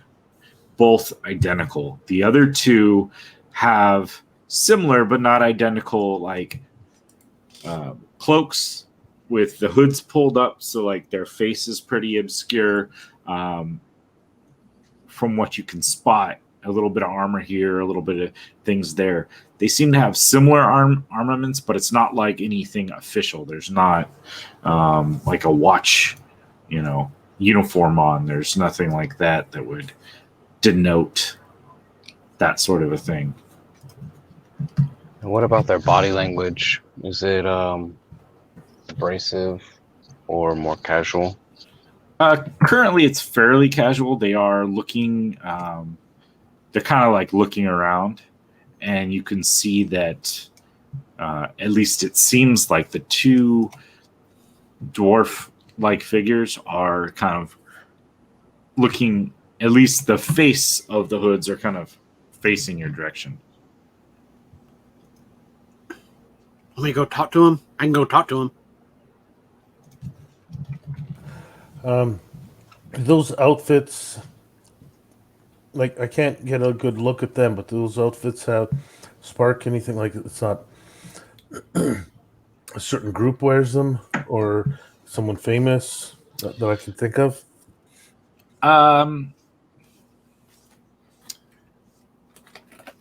Not that I can think of that you would have any intimate knowledge of. It does look fairly foreign, not something that would necessarily be worn around here, and not something you've really noticed yet in your travels as to the way they're dressed. It's kind of this weird, elegant, light, kind of airy sort of a dress. Parzival, why don't you give me a perception check? Druids are horrible at that. That is a 23. Okay. So the dress of the women does remind you some style that you have seen more in the courts that you grew up in the areas of the Fae. It's that sort of style of garb that was maybe popular and worn more in that sort of regions, more in the Feywild than things you've seen here. Okay, I go ahead and I relay this to the group. Fairies? They're fairies? Not for sure. There are two dwarves, and I'm not quite sure of the other two. About how tall are the other two? The females are pretty average in height. I'd say maybe just a little over 5 feet. They are not like anything crazy, but they look like elegant and sleek and pretty, at least from your vantage point at this distance. Okay, so they could possibly be elves. I'm not sure. Can we keep the dwarves? No. I got a job for you, Flip. Uh-huh. I want you to get onto the ship without anyone seeing you, and have them meet us to sail off and meet us at. Remember that port that it's not used too often on the far side of town, a little bit one of the lower islands. Okay. And we'll meet you there. Like after you take off, we'll wait here for a bit. If they don't see what they do, if not, we'll meet you there. Okay. Just yeah. I would prefer to go with her. If you want to go, the two of you, sure. Just it's best not to be seen by them, but getting on board the ship. Yeah, I know. Look who you're talking to. All right. I would cast Pass Without Trace before we do any of that. Perfect. All right. So you two have Pass Without the Trace. What is the game plan? So you're kind of like at the end of the buildings. There are some crates, various obstacles that you could use to obscure vision between here and there. And from there are, in fact, if you guys want, I do have Roll20 open, and we can shift to a map if that will help you with the viewing of the general setup. And then whoever gets there first, feel free to share screen so that I can pop it up so that anyone in chat or watching this at future times can spot what the heck is going on. But yeah, so there are various things. And in fact, the map that I have up there, let's zoom out, way out. Sorry, it's big. It's a big map. I just have you guys down there. There would be more space before you got to this point, given that there's 100 feet. And I think we've got what, let's do measurement tool.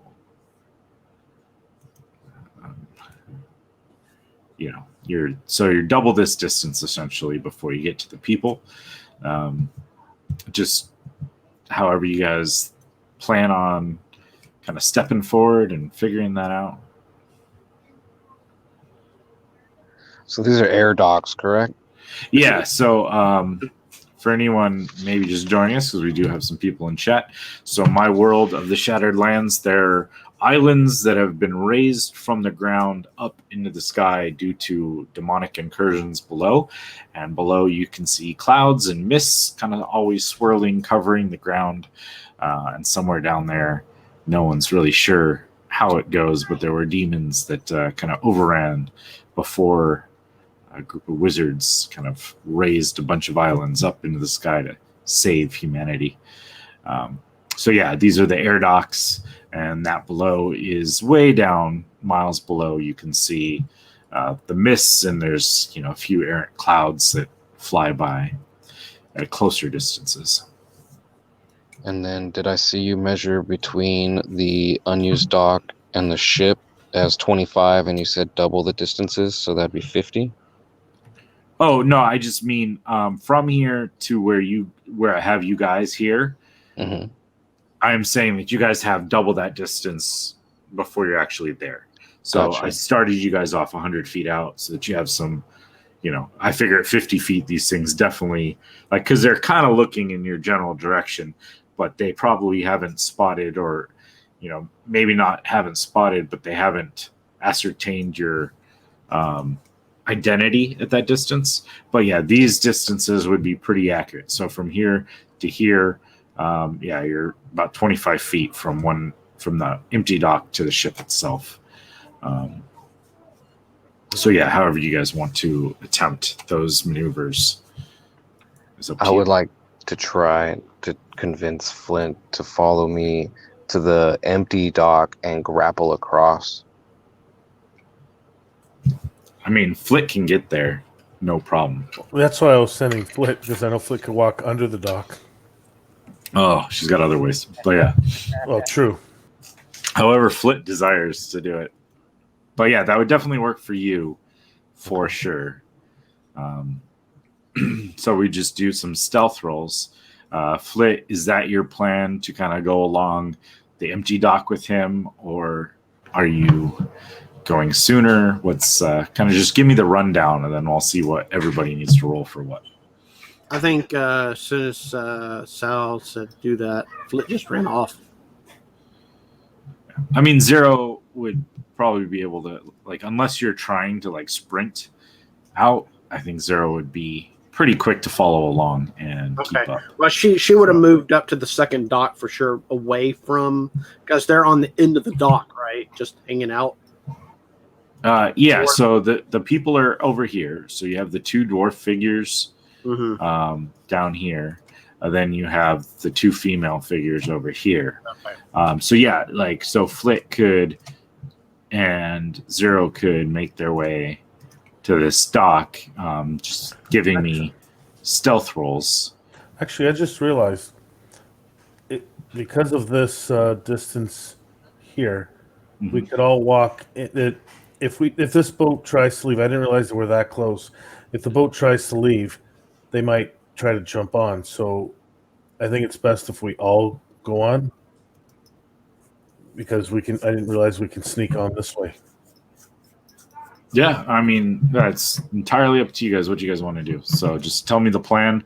And I mean, there's definitely going to be stealth rolls for anyone making their way down here, and maybe another one, to see if your grapples are heard or whatnot. But yeah, just give me the plan and we'll figure it out from there.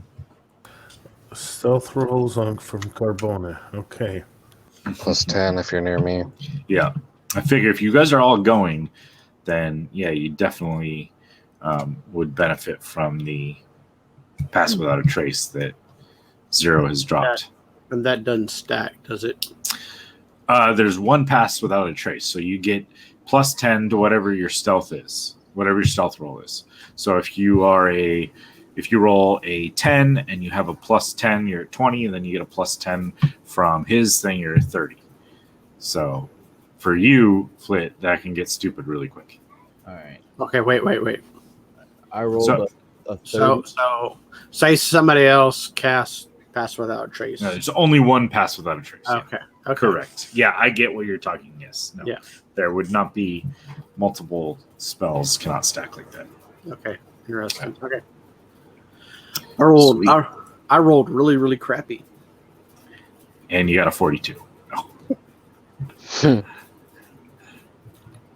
think that's right. Let's see. Wait. Let's see. Zero only got one better than Carbona. All right. Oh, that was a pretty bad roll for Zero too. Wow. Yeah. Wow, Dave. Wow. So our rogue got the lowest. I mean, they're all still above the 20. So I rolled a 2. Luckily, pass without a trace helps. A 2. You're so close to just totally biffing that one. Let me see who we have and what they get. Okay. Parsival, you even trained in stealth? Yes. Oh, so we're all trained except for Carbona. which is kind of good for a group of, Secret Service type, I took that into Oh, consideration. I apologize. I'm not trained in it. Oh, dang. The one thing Sal isn't trained in. Yeah, I will. the one thing. I'm not trained in that many things. Why exactly? I'll whisper to the group. Why exactly do we not want to go towards them? I understand why I may want to stay away from Faye and Court. Well, we're not. We don't know who they are, and they're standing right outside of our boat. And Sal said we can't keep the dwarves. And yeah, we can't keep the doors. That's a big thing. I don't like anyone knowing who I am. That too. I don't. I don't like. And last time we saw people standing around, they almost killed us. It's strange how that works. When your Lots DM drops a map. Okay, let us proceed then. Oh yeah, and there was that big poo gas cloud too. That was bad. Yes, and I prefer not to go back to the Fey realm. Everything wants to eat you there. All right. So you guys are definitely able to make your way, down the docks so far. Now, what would you guys like to do? What are we doing? Like this. And I'll try and shoot my grappler across. It's 30-60, so it shouldn't be too hard, right? Yeah. So On an attack roll. yeah, roll your attack roll, and then also give me a stealth roll to see how. It's at disadvantage, right? What would be a disadvantage? What's that long range? No, it's only 25 feet. So Oh, it's only 25. Oh, okay. Sorry.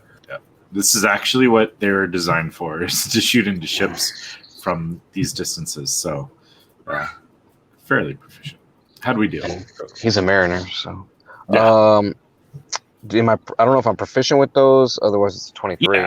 Yeah, you'd be proficient. So Then 26. okay, cool. So yeah, Stealth roll.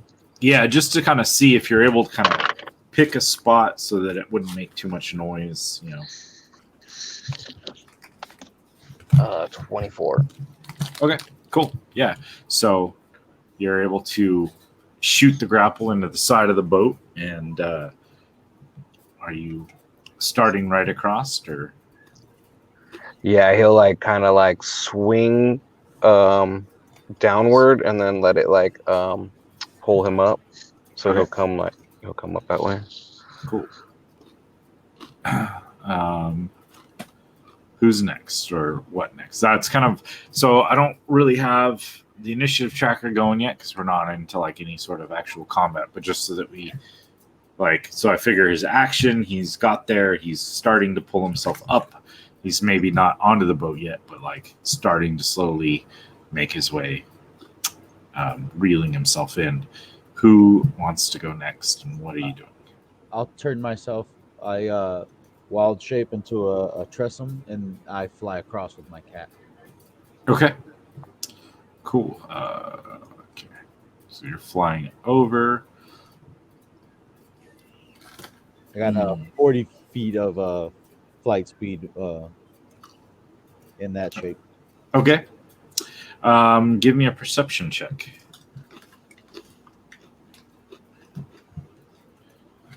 Not that it should be super tough, but 23. all right. Yeah. So, are you flying straight over to the boat from there, or are you I'll fly up. I'll fly up into the boat, Okay. so that way I'll say maybe 20 feet up, and then start going towards the boat. Okay. So you're probably, I don't know, somewhere there by the time you're 40 feet with a 20-foot elevation and kind of over sort of thing. However, really you want to do it, because you could gain 20 feet of elevation as you're moving 40 feet straight line too, if you wanted. Yeah, I'll do that. Just fly up. Can I see the fort on the bridge from where I'm at? Yeah, you can spot them if you're looking for them. Do they look like they're waiting for us, or? I mean, they definitely do seem to be looking around. Also, as you're kind of flying over the deck, you can see trails of blood along the deck of your ship. Oh no. There are like 2 separate trails of blood that lead to the hatch that leads down into the hole. Oh man. Who's next? Since as his animal form, he can't tell anyone about this. Yep. I'm going across 23 to shoot, but I rolled a natural 1 for stealth for a total of 13. Okay. And Carbona got a 16, but Carbona's joining me across. Okay. Okay, You so carrying Carbone or? Well, I think the double one was supposed to be like I can trigger it, but it's both of us are going together. I guess we're however the extra weight is, all right. Yeah, however you want it to really work, honestly. I mean, so you got a double one, and I think the plan was for an extra one to go, although we now have 2 extra ones, so I guess you can keep your little one, put the double one on a Carbone. Is that what your plan was? Or? Because then Carbone would have to shoot it, right? Yeah. So I have the double one on, and Carbone has a single one in case he... Right. It's basically... unless I say otherwise, Carbone is coming with me. That's the point of it. Sounds good. And then Carbone has one in case something happens. React, yeah. Cool. Then I didn't address it earlier. Probably should have. So Jose's character had mentioned that since you guys are taking a trip, he wanted to make an offering to his gods, but he would catch up with his hippogriff shortly. So he is currently, went to a temple to kind of pray and get himself ready for travel and whatever other ends he needed to do. Flit, what would you like to do? I was unmuted, and then I muted myself, and now I'm unmuted. Okay, so I can move at a distance of... Well, your new toy Yeah. has a 60-foot range. Oh, my new toy? Your ability to travel from... Isn't that... Do you have that now, or is that next level? I don't... Well... Your shadow thing? Is that next level? That's next level. Oh, okay. Then yeah, you can move a ridiculous distance anyways. So what do you want to do? I was thinking about just... Oh, yeah, okay, so 40 feet. So how much of a distance is it? You got a 20... Where are we at? I think it was 25 feet, essentially, from there to the boat. So, yeah. Okay. I'm looking at everybody swinging and whatnot, and I think to myself, and I'm like, I wonder if I could do it. And so I back up to the barrel and kind of do this weird running at an angle, take a running leap at it, Okay. and just leap over there. Okay. Do you have... Oh, you do, don't you, with one of your monk things, right? What? Are you using something special to try to make the 25-foot jump? Well, I can walk 40 feet. I can climb at 40 feet, swim at 40 feet. But what so is... traditional jump, you can jump as many feet as your strength score.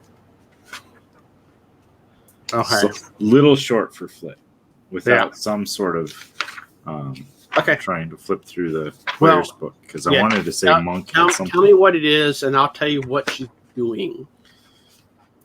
So whatever your strength is, which is what, 8? Yeah. You can jump 8 feet. So how far? 8. 8 feet. I think it rounds up to 10, right? Yeah, so it would be 10 feet. So you're 15 feet short at the moment. Okay. So as she runs, she jumps, and whatever it is, she realizes about mid-flight that she's not going to make it something clicks into her in her head or whatnot, and suddenly she just gets this extra momentum as she spins her first key point. Nice. Cool. And does Step of the Wind. And I don't know. So technically, it doubles your jump distance. So you got 20 feet. So are you grabbing onto like Sal or somebody? And then I'm 5 feet away. Yeah.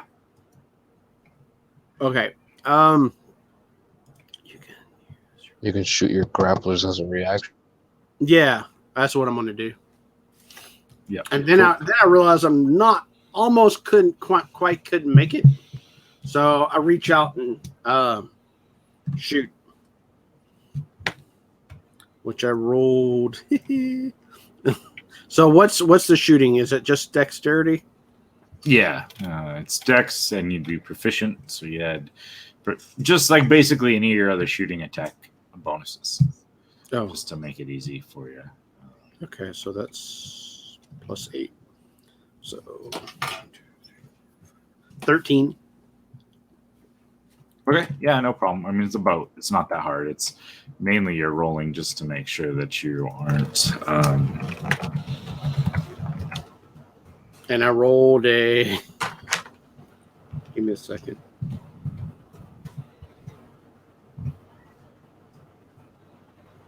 And we still get the +10 bonus from thingy, right? Yeah. So with the bonuses in my roll, I rolled a 33. Yep. You are silent. Sadly, Sal was not overly silent. Between him and Carboni, it's just not that easy to traverse the distance with, all that metal and gadgetry. And as you guys kind of make your way in, you can kind of hear the sound of a snarl or a growl somewhere within the boat. Why don't we go ahead and roll initiative? And we're not necessarily in a fight yet, but because things are going to react to Sal making noise, we're going to see where everyone is. Let's see.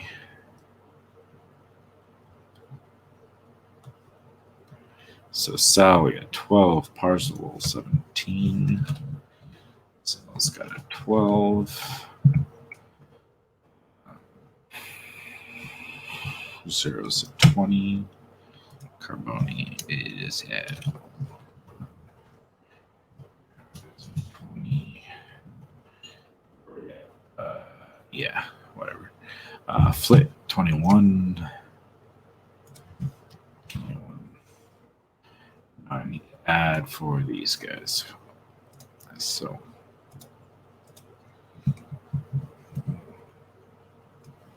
need a second monitor so badly. All right. Let's see.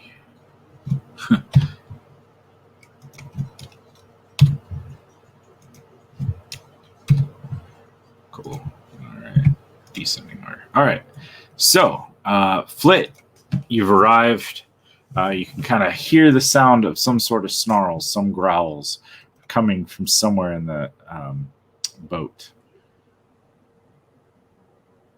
Okay. She looks around, kind of eyeballing what's going on the boat, see if she sees people.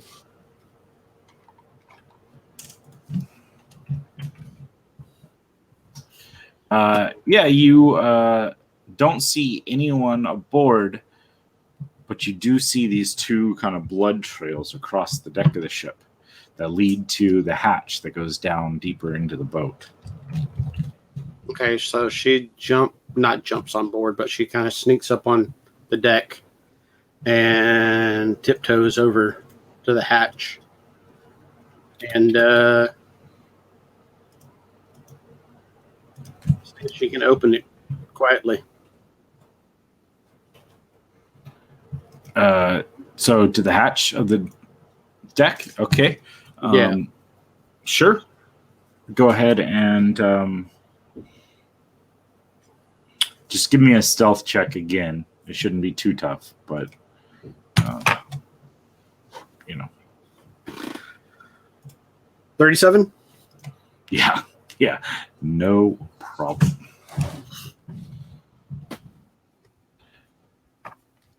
You're able to quietly lift the opening to the deck open. The kind of hatch of the deck would probably be a better, more nautical term for that one. And I guess kind of see where it goes as far as the blood trails and stuff like that. Okay. Yeah, so you see the familiar stairs to the ship kind of like leading down into the deck, and you can spot that the trails kind of go down the stairs bit by bit. She immediately pulls out a bright pink, fuzzy, sparkly crossbow and loads. Yeah, for sure. And I guess just looks at the other ones and does this little maneuver.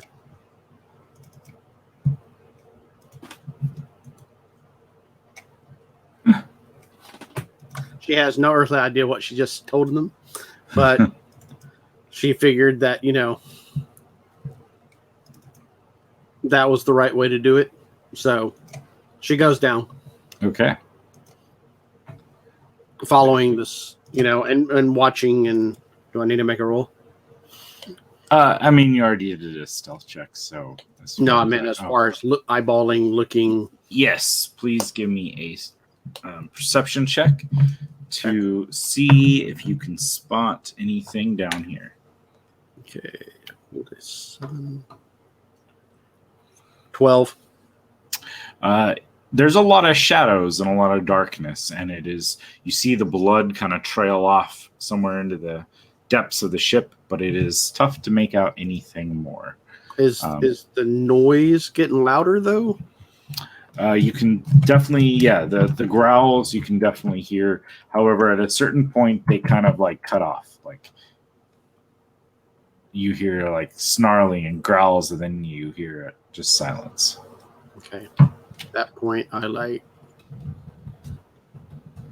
go off to a side wall or whatever and go up it and just kind of stop and wait. Basically, wait for the rest of the group. All right, 0. You're pulling yourself up at the edge of the ship. Flit kind of disappeared into the ship. As you can probably spot her descending into the bowels of the ship as you pull yourself up. What would you like to do? Hand signs before that. Seeing this blood on the deck kind of makes his boil. He's gonna unhitch his longbow and Hunter's Mark red and say hello. Okay. Go for it. Oh, come back here. They haven't acted yet, right? No. Advantage. This would be the first actual combat part of it. I just figured we'd roll to see, in case someone wanted to do this sort of thing. My first attack is a 22. Nice. Yeah, that'll hit. On red. For 7 piercing damage. Okay. Oh, I'm sorry, and then I have Hunter's Mark too. Yeah. Plus a d6 for Hunter's Mark. Yeah. Okay, there's nothing special as far as that goes. Okay. 15 piercing damage then. Okay, so 15 total. Yeah. With my Hunter's Mark and preferred enemy, I'm assuming they're humanoid. That red is. Since it's my target. Let me see.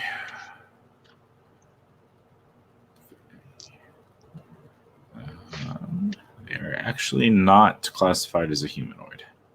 Okay, so then -4 from that. Okay. So 11 makes my math easier anyways. All right, cool.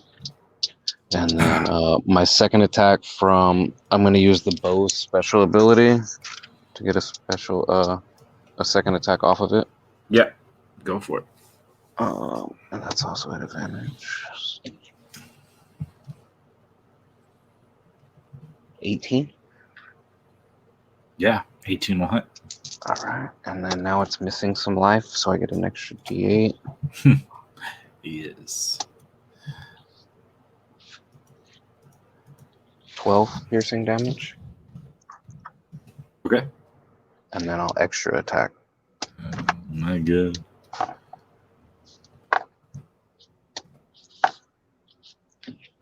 Yeah, that's way into the 20s. So that 12 more piercing damage.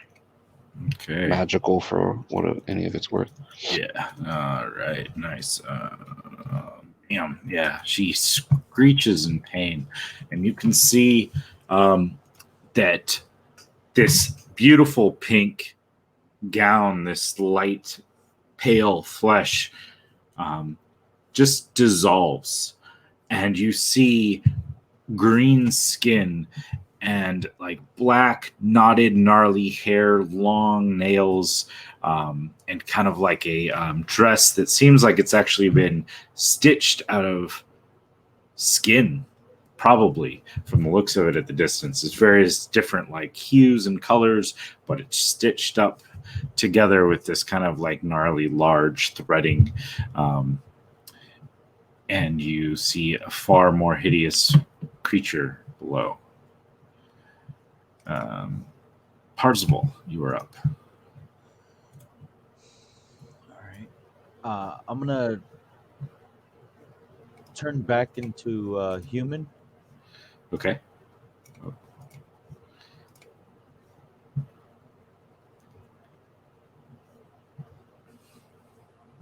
right, and then I'm gonna use an action to cast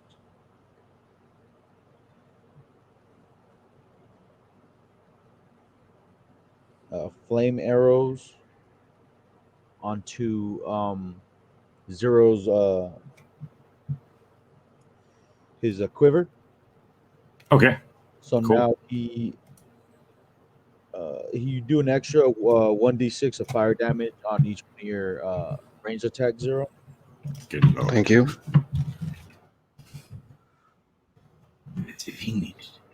Then I pull out the staff, or just kind of have the staff of healing at the ready. Okay. That's my turn. Cool. Sweet. Who is up next? Sal. You guys All finally right. get up. What's going on? I am going to draw my musket and I guess I'm going to start shooting. And I will attack. So he attacked the one with the red dot? Yeah. Red looks pretty beat up and no longer looks like the beautiful woman that she previously did. Oh boy, my dice rolls. 10, does it hit? 10? No, 10 does not hit. Nat 20. There you go. Zero all to right. hero. As is your norm. Zero right, is a so- hero. Yeah. How do we do this again? Is it max damage? So yeah, max 1 die plus roll the next die. Add modifiers after. All right, so 12.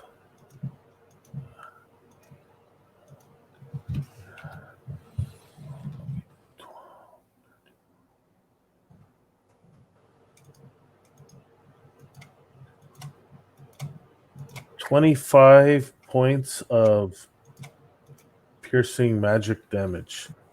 Good lord. All right. And Carbone moves over to here to protect. Well, equivalent. It basically standing next to Flit to protect Flit in case anyone attacks. And the command would be. So he goes down below deck with Flit. She went down. All right. She went following the growls and the Yeah. snarls. Okay. Yeah. He's gonna go down, and his command will always. His command will be to help. Okay. Help Flit, because that gives. Actually, no. Flit already gets advantage for that. But for now, yeah, it's just help. So whatever Flit's doing, it's the help action. Okay. Sounds good.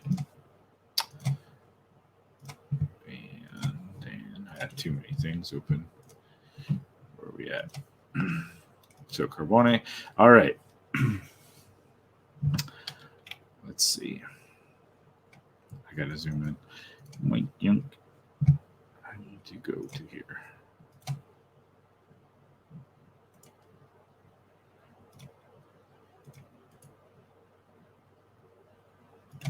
Oops.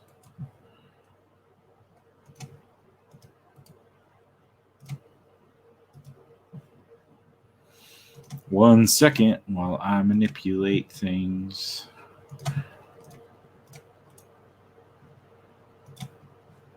All right. So I'm going to move. Flit, I'm just going to move you off over here so that we know you're not on deck. You are with Carbone below deck.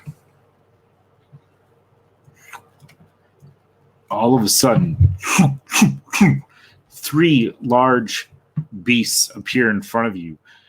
The 3 of you on deck, snarling and growling, and they snap out at you.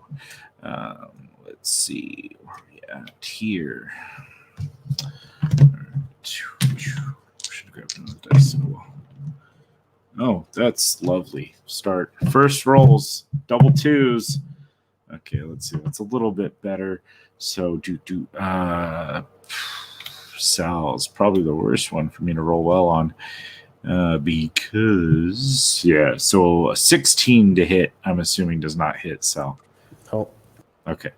Yeah, so these 3 dogs appear out of nowhere in front of you and take bites at you, but they're just between popping into existence there and then getting their targets orientated, they're unable to really sink home and do any damage to you guys. The dwarves turn in your direction, seeing this, and they leap onto the boat. This one, oh, come on, give me the dwarves, not the boat. Dwarf. Okay, I'm going to do it over here. Does not want to cooperate with me at all. Why can't I not do this? There we go. This dwarf grows to twice his size. Oh, shit. As he jumps on board. And this one likewise will enlarge as he... dude, this thing does not like me today. Like, legitimately. Well, this one will too, but I just can't seem to make it do it right now. What is your purpose? You, traitor, you're one of our purposes. And let's see. Yeah. So they will wield out these large war picks and swing down, one at Sal and one at Parzival. So Parzival, that's not a great roll. That is only a 14 to hit. I'm assuming that misses because your new armor alone gives you better than that. Yeah. And then the other one at Sal. Ooh, it's 23 to hit Sal. Of course, 23. I can't. Shield won't work on that. Oh, well, that was the first out of the 5 rolls I made so far. That's the first one came close to hitting, and that will be 14 points of piercing damage as it slams this war pick into you, kind of like finding a kink in your armor and damaging their soft innards.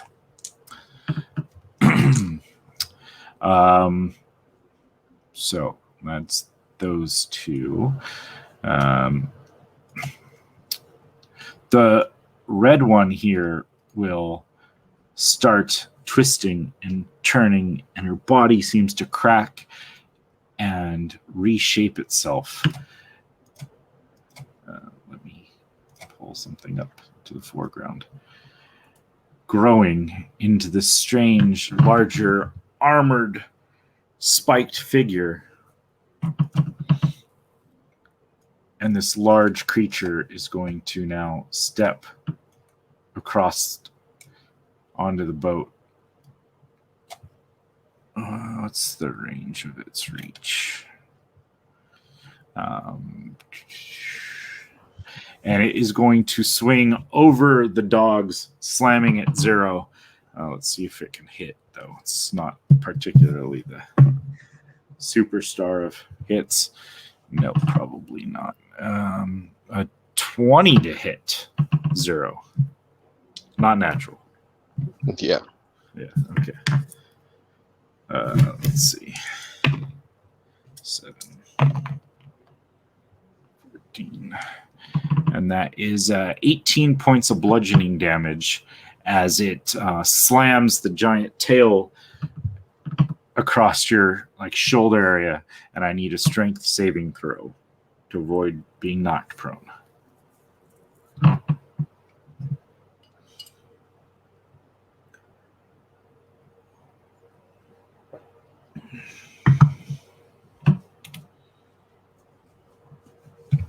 I'm not in StreamYard. 24. Yeah, you're good. Yeah, you're used to taking damage, and you're used to fighting. You're used to dealing with all that sort of stuff, and you're able to kind of roll with it. It still hurts, but you're able to maintain your footing. And I think that brings us back up to the top. Flit, you're below deck. The growling had stopped, and then you hear it in a different direction, almost as if it is up above you now. And you do hear a scuffle up on deck. Okay. I look down at Carboni and say, Carboni, go help your daddy.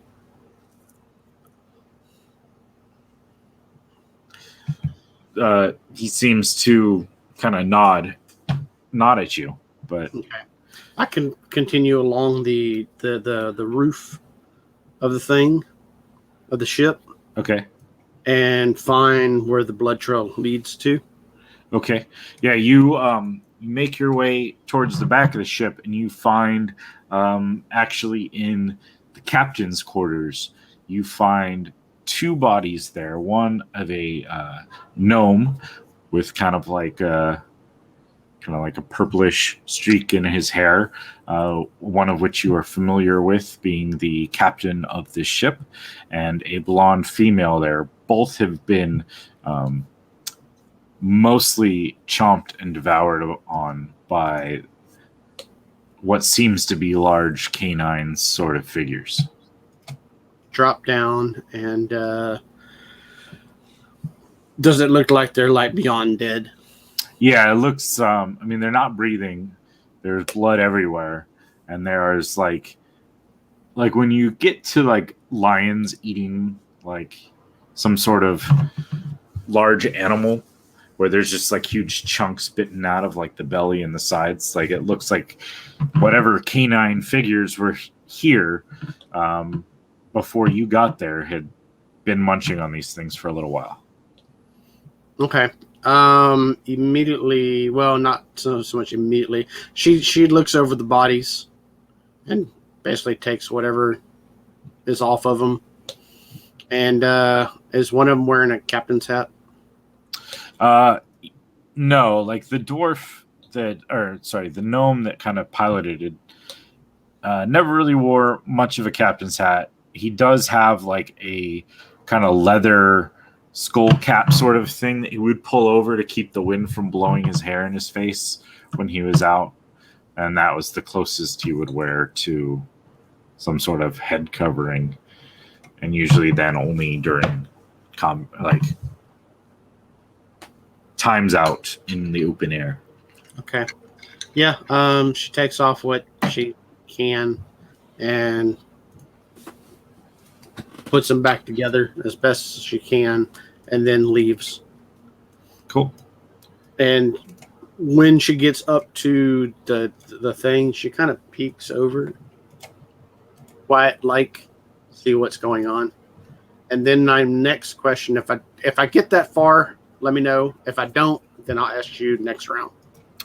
I mean, you get 40 feet. You'd probably. So, which way are you going? Are you going back to the opening on the deck? Well, whichever way I can go up to see what's going on. So, I mean, there would be like windows in the captain's cabin that would like kind of. They're not big, but Flit's tiny. She'd probably be able to. Oh yeah, I go out it and go up and kind of peek over the edge and look. So my question would be, how do you treat flaws? I mean, flaws are for you to role play and however you think Flit would react. Okay. She knows her friends are on the deck. But yet there's a whole shit ton of stuff happening. Mm-hmm. So that fear basically overwhelms her to the point that she does nothing else. And she wants to flee from this fight big time. But deep down, she knows that Sal's there, Parsival's there, and Zero. And she's just trying to psych herself up to like do something about it. But right now she's frozen. Cool. Yeah. I mean, mechanically anyways, searching over the bodies and getting there would probably be your full turn anyways. Okay. So, but yeah, that works. So, she kind of gets up to the top and she's just kind of stops with fear, with, uncertainty as to, I mean, there's this crazy large kind of scaled creature with spikes and a giant tail, club tail that just, swinging around above everyone's heads, all sorts of things going on. Zero, what'd you like to do? Could you tell me if this, apparently an ankylosaurus, is considerably still damaged, or the ankylosaur itself looks like it is in perfect health as far as an ankylosaur would be. You do feel that your mark is still pulsating from that creature. if I shoot with these in melee range of me, does that cause a disadvantage? I think it's only if you're shooting at the thing you're in melee with. Okay. I believe that's how it works. Then I will go with my mark then, I guess. Seems smart, but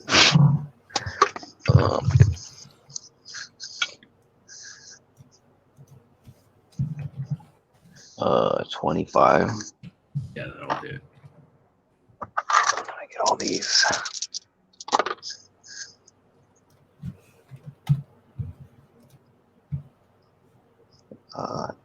19 piercing. Well, Yeah. sorry. 13 is piercing and 3 is fire. Okay. Let me For what just it's worth. I don't think the Ankylosaur cares at all is equal to it. Okay, cool. So 19 is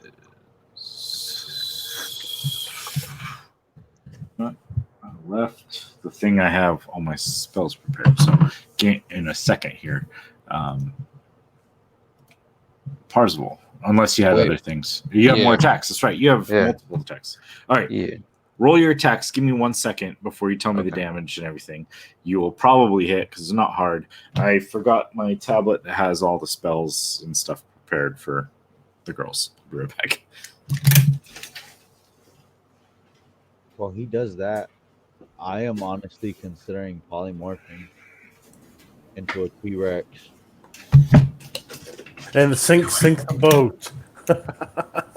Okay. It wasn't far. I brought it out and I set it down and I forgot to bring it on. 18 piercing and 1 fire. 18 piercing and 1 fire. Good lord. Yeah. All right. It's another 19 points of damage. They don't like you much. Anything else? Unfortunately, that's all I have at the moment. All right. Cool. Parzival, sorry, not Sal. I jumped the gun on the switch. All right. Don't know what to do here. All right. I'm gonna have to drop the flame arrow spell. And I'll reach into my bag of components and I begin to cast a moonbeam right onto the dwarf that swung at me. Okay. Yeah, so this orange box here is that dwarf's size now because I cannot seem to make Roll20 adjust the size of that dwarf for some reason. But yeah, it's it almost wanted to give me the spot. Go for it. Oh, there we go. Almost. What is the rolls needed for Moonbeam? It won't be until the beginning of his turn, but it'll be a Constitution saving throw, and it takes 2d10 radiant damage on a failed save, and half as much on a successful. Okay. So, what saving throw was it again? Sorry, brain. Constitution. Constitution. Cool. And then any a shape changer has disadvantage on the. Okay. Yeah. He's not technically a shape changer in that sense of a word. It's just an innate magical ability. And you can kind of tell that his skin, now that you see him, is like a darker, more ashen color than most dwarves you're familiar with. Sal, unless there was something else you had, Parzival. Nope, that's it. Just putting a spell on him. It's a damn decent spell.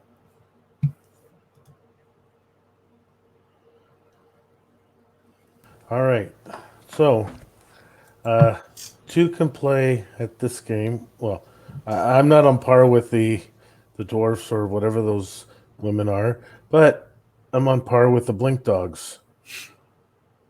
I teleport over to here, so there's a shimmering, and he sort of warps and fades out of existence and appears all the way over here. And I will attempt to shoot her again, even though she's in a different form. Yep, 23 should be a hit, I hope. Yeah. Oh, max damage 17. Yeah. as I blast her with the musket, and second hit was almost a natural 20. Does 10 hit? I doubt it. No. Not with the natural armor on that thing. And then as my movement, actually,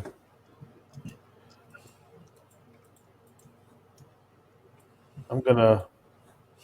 I'll reposition myself. I'm getting cover. Booking it. Well, I'm not booking it. I just want cover. Yeah, no, I get you. I have range. Why do I need to be next to a dinosaur? How far is Carbone from the ladder or ramp or whatever it was? So there's stairs that lead up. He is, I don't know, probably 10 or 15 feet in to the boat from there. Oh, he moves 40, so he'll come bursting out from over there. Give me a strength check or athletics check for Carbone as he gets to the door, and it seems to be shut, and there seems to be a large dog atop it.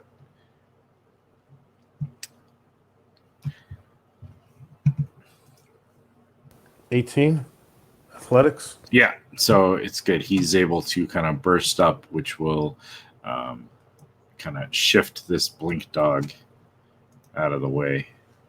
And since I can't command him to do anything, he is going to do a dodge action right now. Okay. It's probably not a horrible idea. Alrighty. That is Sal, Carbone, and the dogs are up now. Let's see. This let's see really quickly. What's their speed?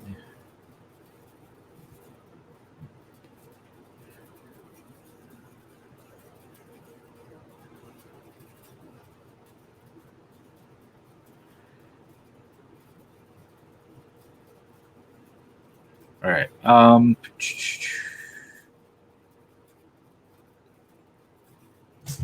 me just double check something really quick.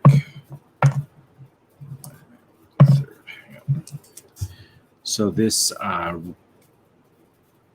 red dog here is going to take a bite at Carbone. So we'll get advantage from the giant dinosaur thing. Ugh, that's a horrible roll.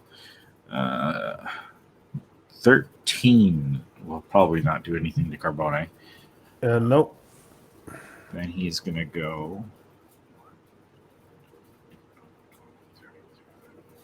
and appear. He'll disappear and appear right here behind you, Sal.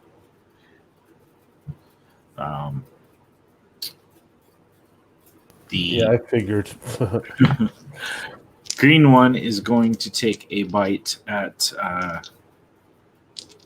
Carbone as well. 17 to hit Carbone. That does hit. Okay. They don't do a lot of damage. They're just kind of there to approve. 3 points of piercing damage to Carbone. Oh, no. Yeah, right? Oh, no. As the dog bites in. The blue one. Actually, what kind? It's physical. Yeah, never mind. He's not immune to those.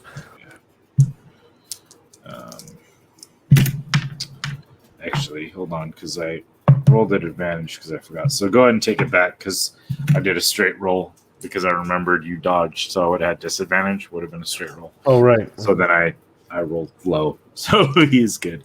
No damage to Carbone. The blue one is going to bite Parzival. Dude, where are my other dice?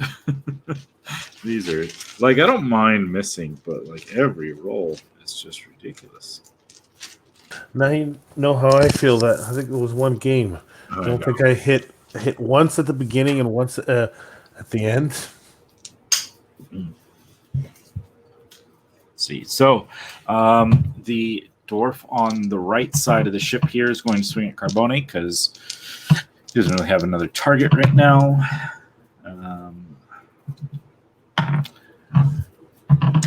The other dwarf is going to swing at Parzival. Oh, he has to make a save. Constitution save first. That is going to fail. Yeah, that'll fail. So roll the damage on him.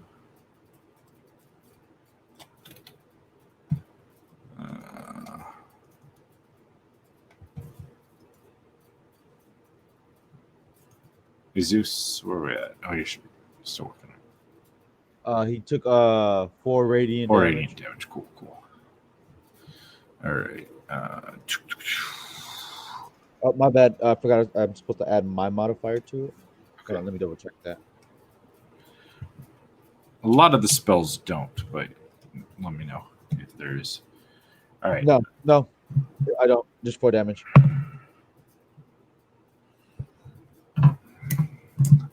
He swings and misses the chaos, and being seared by this moonbeam is like almost too much for him. We're going to have Ichthyosaur is going to kind of move along a little bit and going to take a swing and 0 again. That would be a 21 to hit for the Ichthyosaur. Yeah. Luckily, something can hit.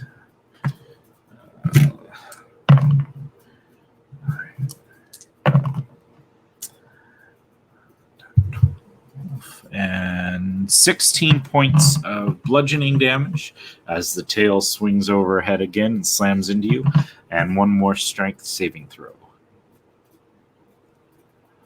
So we're on to here. Dirty 20. Yeah, you're good. It's okay. Let's see.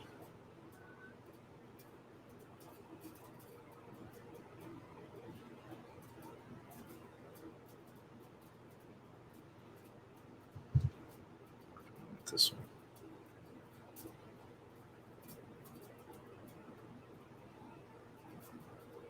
Sorry, just double checking the spells.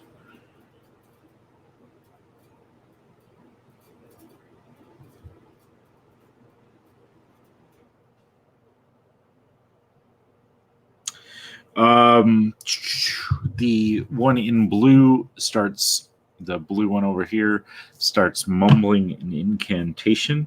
Let's do this one. 0, can you give me a wisdom saving throw?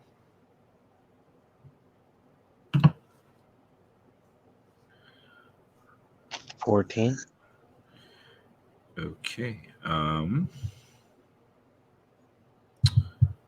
You will, let's see, become frightened for the duration.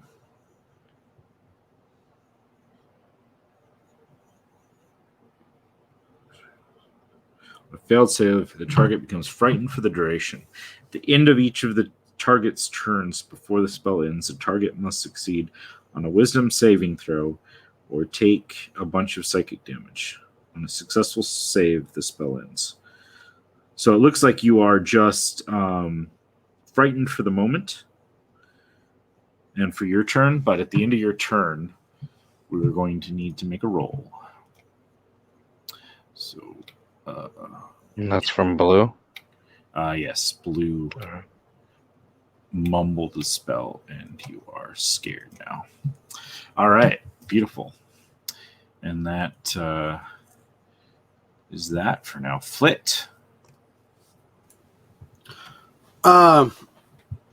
So what does she see exactly? What's the blue or the green circle? Someone was targeting him. Oh, okay. The moonbeam. Oh, that's right. The moonbeam. Was that the moon? Okay, so Yes, there is a how moonbeam. toasty does he look? He looks like he's taken a decent amount of. Let me see. Where was it? He's not. He hasn't taken a lot of damage, but the moonbeam definitely has started to sear his skin. and he's flinching back a little bit from the light in his face. Okay. Who attacked Zero? Was it him or the I other think so. guy? Oh, her. Or and the spell. blue one. The blue one cast the most recent of the spells. Yeah. Okay. So she basically composes herself as best as she can, still trembling from the sight, and she aims her shiny pink crossbow at probably at the big guy, The one with the closest to her. the Durgar. Sure. Yeah.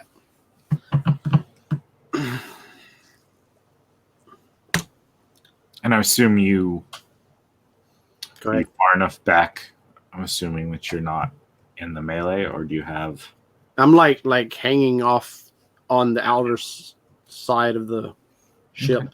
Yeah, So, I'll say and- she's peeking, over,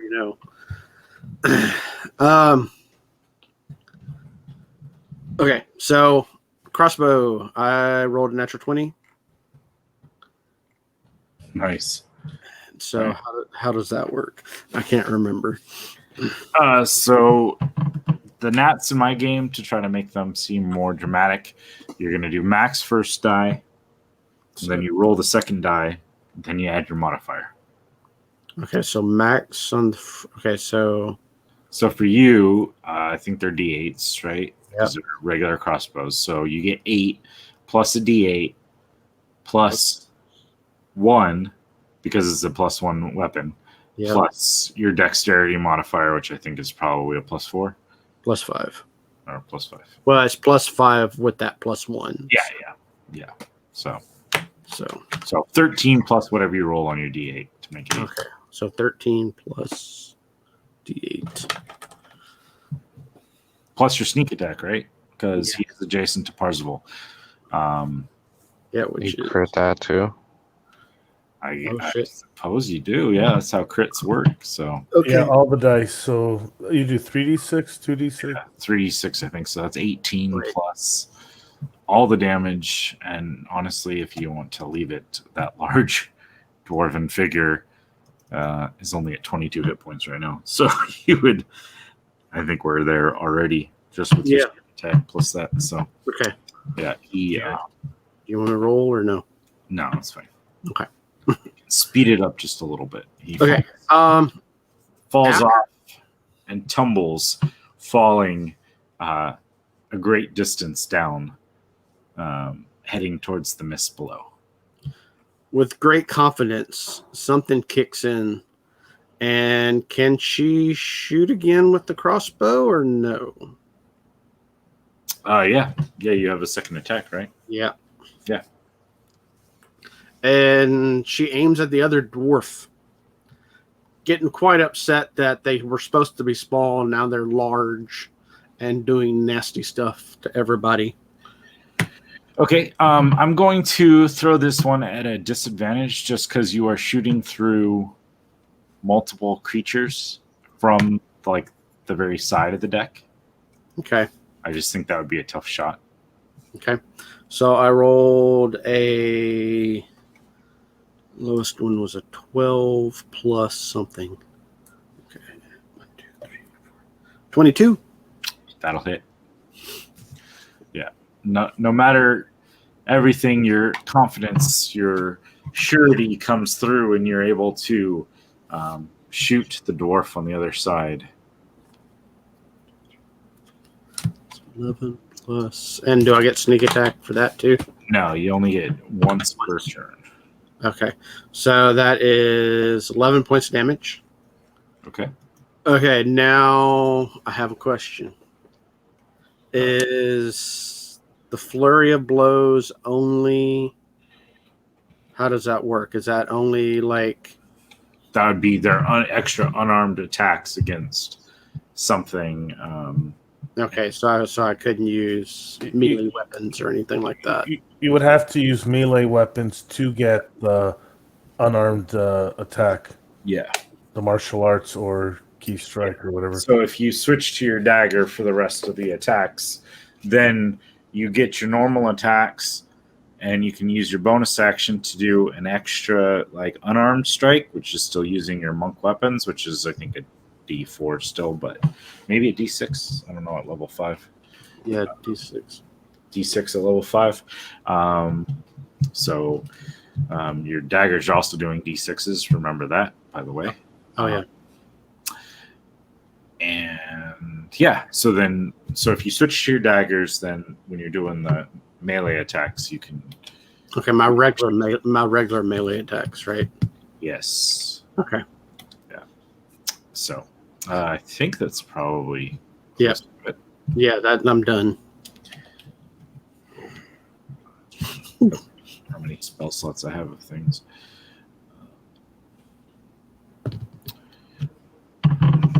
Okay. And I wish to drop back down and use my ability to hide. Okay. Yeah, your bonus actions now you're using to hide down there. So give me a stealth roll. Okay, so it is is the pass without trace still on, or did that go bye bye? I haven't rolled concentration for it. I could. Yeah, so give me 2. I need 2. checks. The first one's a fail, so no. Okay, so no. Okay, so it's 24.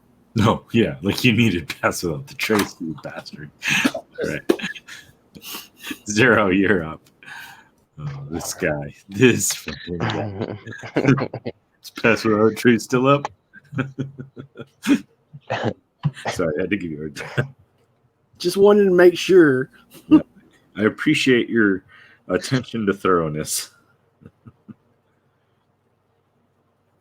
I would like to shoot the bow still at this ankylosaur since it's still up. Okay. And But you're in melee. Is it? It's not a melee with me right now. No, the blink dogs are. Yeah, we've already discussed it.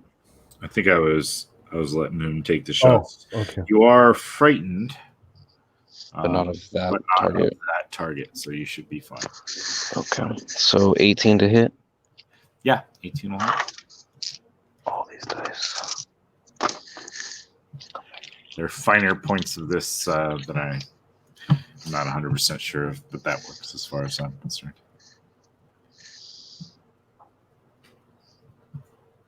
12 piercing and 2 fire. 12 piercing and 2 fire. Okay, cool. And I'm gonna extra attack. Okay. Actually, at that point, the ankylosaur has dropped out, and you see the green-skinned. Actually, let me just do it this way. Where are you? Right here. Hold up while I bring in an actual. Not that big. Don't worry about it. I'm just. Oh man! Now they joined. What the? There we go. Now I gotta fight with this program again. So go ahead. Now there is a humanoid-sized, not extra large, like this chick is looking. I don't know what's going on with roll 20 today. Go ahead and roll. She is where. Okay, and so she's still standing then. Yeah, She's in that she's form there, now. but no longer an ankylosaur, as you've burned through that pool of hit points. Okay. I'll just put her back.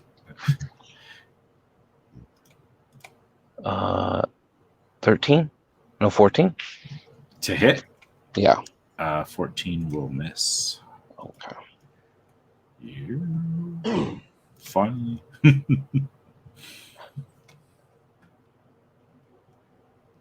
All right, cool. That's your 2 attacks, right? Give me a wisdom saving throw.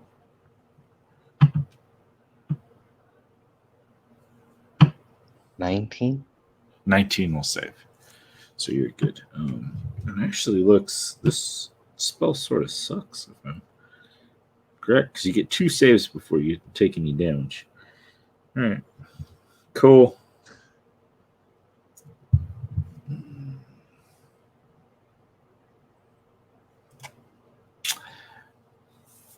Sal. Wasn't it Parsifal's turn? You Did I skipped- skip Parsival again? Like I Yeah. had it on Parsival, then I skipped. Damn it. Parsival. Okay. That's what happens. Thinking. I want to focus and I'll move my moonbeam.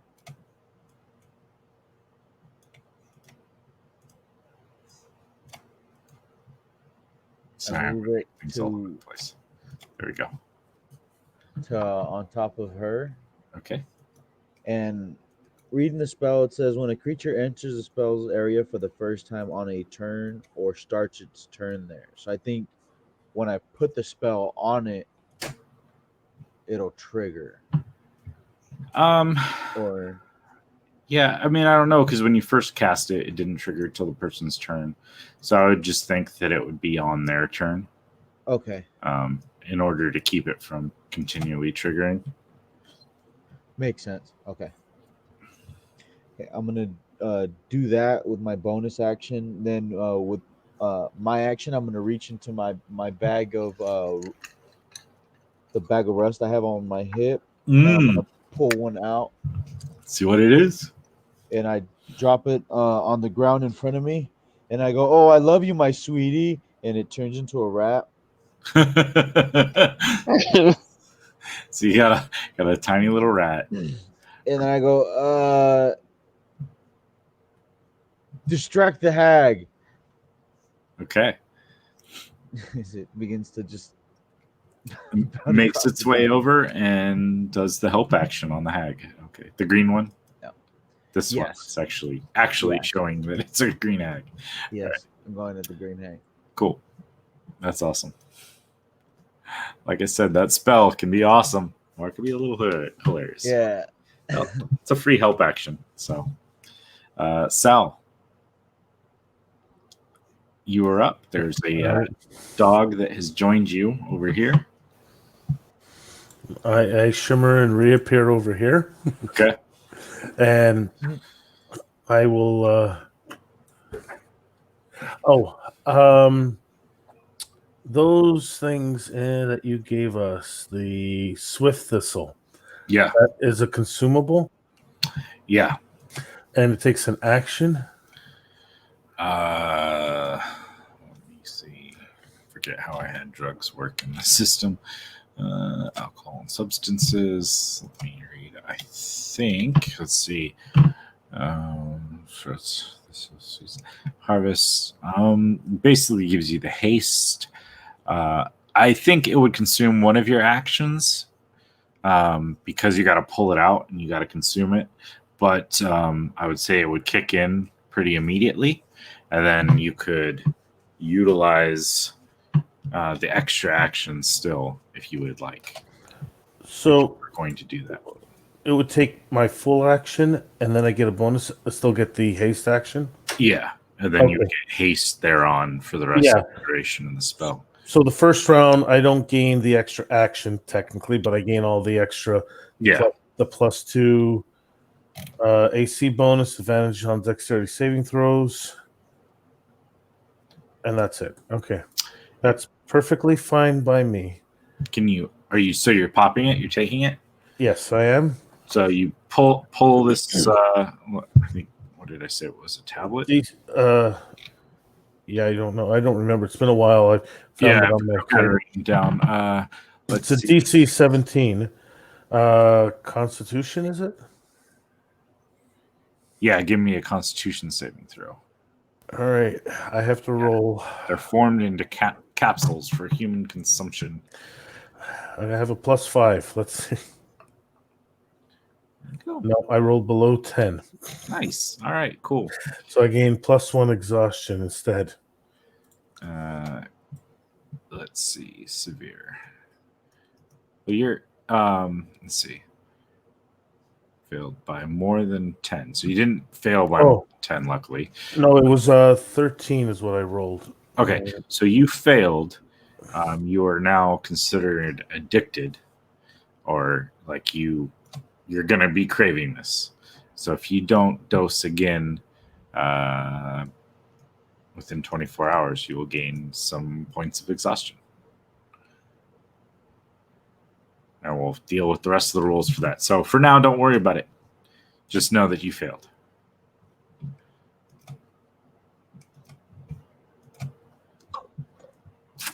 Go ahead and act. It still works. I just am now addicted. Oh, okay. Yeah. It's still you get all the benefits. I mean, it's a very expensive, very crazy thing. It's just the level 1 exhaustion is fun.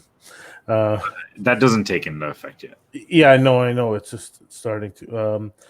And it's okay for the level you're at. What's that? You're taking a severe drug. It immediately goes to 2 once you don't consume again within 24 hours. Oh, I'll have to find it. We'll figure it out. Let's see. Okay, so back to my actions. Okay. Yep.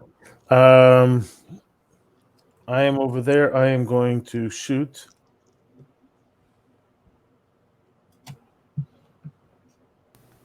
Uh, 18. Yeah. Hit the hag. 18 will hit. And I will roll almost maximum damage for 12. I shoot at her. You do 12 damage. And my bonus action will tell Carbone, what does he do? I think he just stays there. He's going to move here.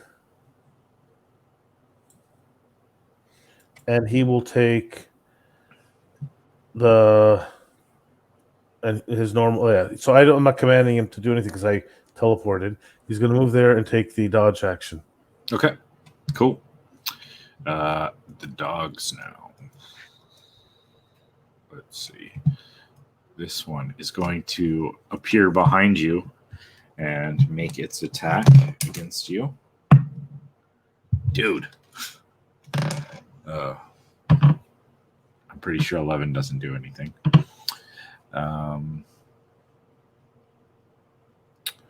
Let's see. I think blue and green are... Oh, you're no longer afraid. Let me take that off of you. Blue and green are both going to attack at Parzival. Okay, there's one decent roll. Still not sure it hits with their low bonuses, but let's see. 17, Parzival. As I put my shield in the way. Oh, that's right. Shield made the difference. Yep. Yeah. Saved me right there. So you're able to deflect the blow as these 2 dogs come lunging in at you, trying to bite at you and pull you down. Let's see. This large dwarf is going to step forward and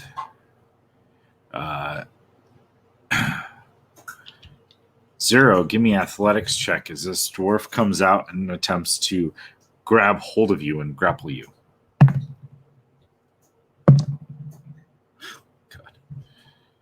It doesn't have to be great.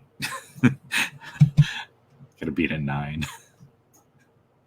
Oh my god. You have 21, doesn't he? Strength? Yeah. So what I get +5. 5 plus. So I still don't win. You got a what? I rolled a 9. Yeah, I don't win. Oh wow. All right. Technically, is that considered an attack? I think grapples are considered attacks, so yeah. Then he has disadvantage on that because Carbone is right there. So Carbone's using his reaction to impose disadvantage. Yep. Although it is contested action, it's not really a attack. Oh. It's like using a spell where it's just a DC. So okay, that's fine. Do that. Yeah, it ruined Parzival's flowers on his shield. Like it. So yeah, you're just considered grappled by the. Okay, because it's athletics, not strength, right? Yeah, I mean, it would be an athletics check, but that uses your strength bonus. So if you add in your plus, you'd still would do whatever your normal, like if you're not trained in athletics, it's just plus a roll plus your strength score. Yeah, I have strength saves, but not athletics. Okay. All right. Cool. So yeah, you're just grappled. I mean, you can't go anywhere. And I would say like to fire your bow would be a disadvantage, but you can still do normal attacks and everything because that's how athletics work. Cool. So we're down to the ladies. All right. So she's got to make a Constitution saving throw. Is that correct? Which she will fail. So go ahead and give me that wonderful moonbeam damage. Ooh, nice. She's gonna take 16 radiant damage. Ooh. And she will shriek in pain and shrivel as she falls down to the ground, dead. Thank you. I got you, bro. All right. All right. Let's see. How much does they care?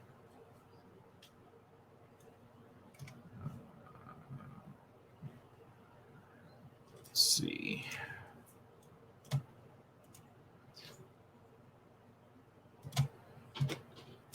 Zero and Parzival, can you give me dexterity saving throws? Oh no. 18. 11. Okay, 18 will pass, 11 will not. 22.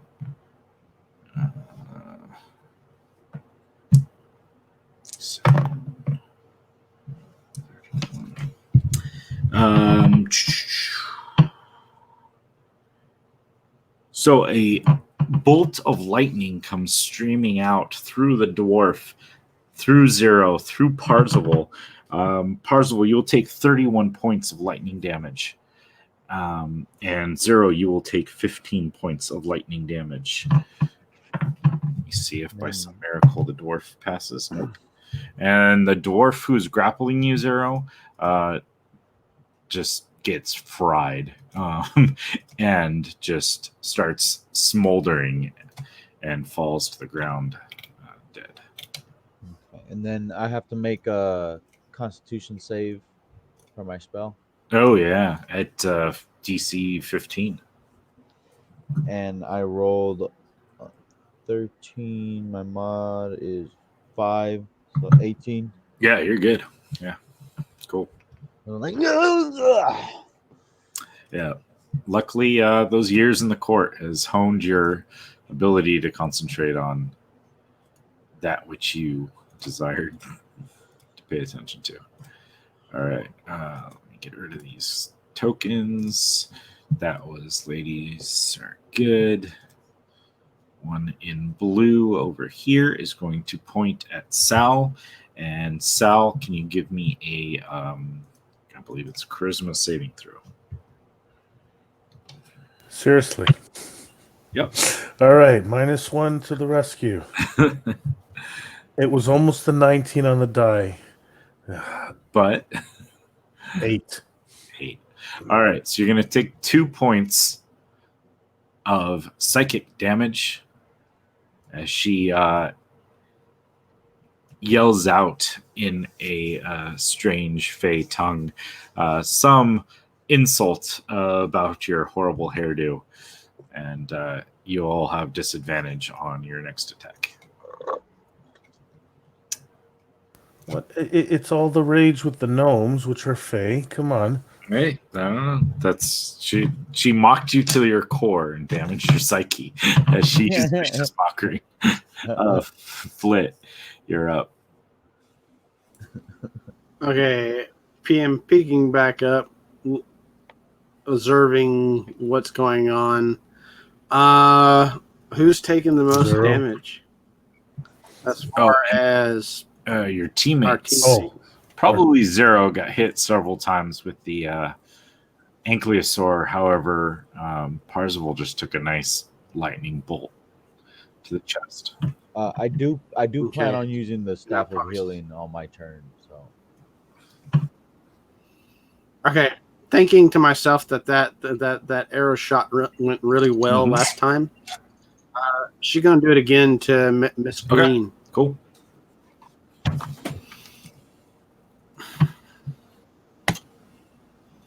Well, I rolled a 15. Yeah, you'll hit. Okay. 15 plus whatever is gonna hit. Plus 8. Yeah. And okay. So, and do I get sneak attack? Yeah, I guess I would because I hid. Yes, you were hidden, so you will get sneak attack. Ooh. Okay. 7. Ooh. Every DM's favorite sound. Ooh. It wasn't quite maximum damage, so it was 1 point off. And my sneak attack. I think I might be able to heal us all right now.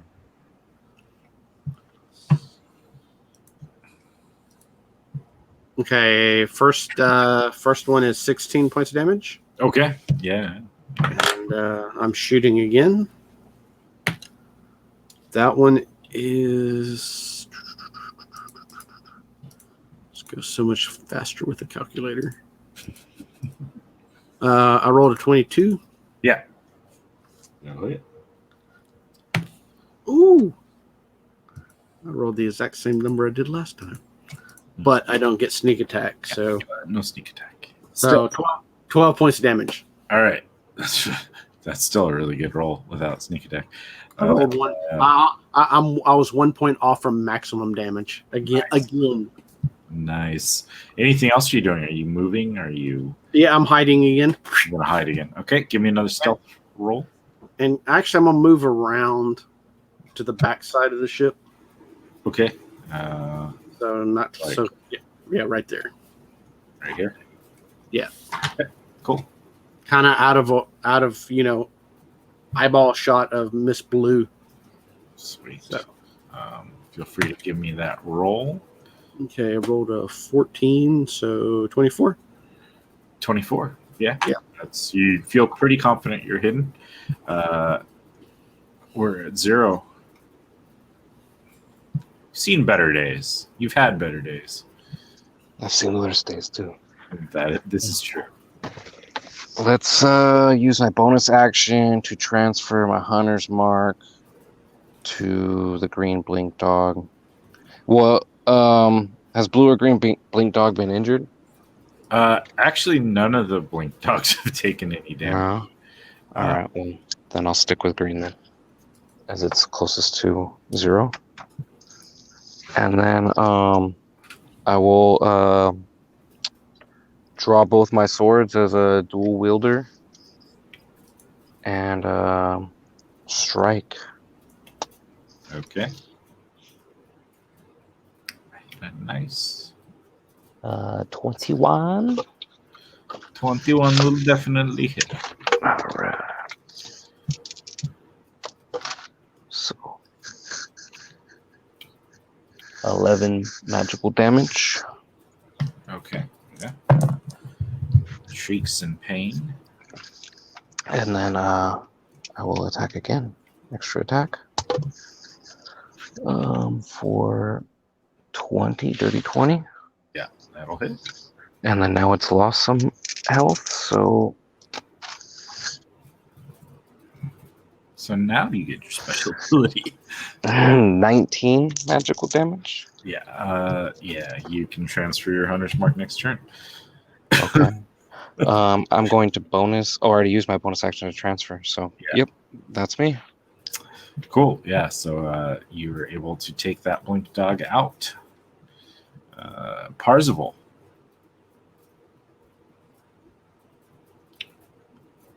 all right. I want to move the moonbeam.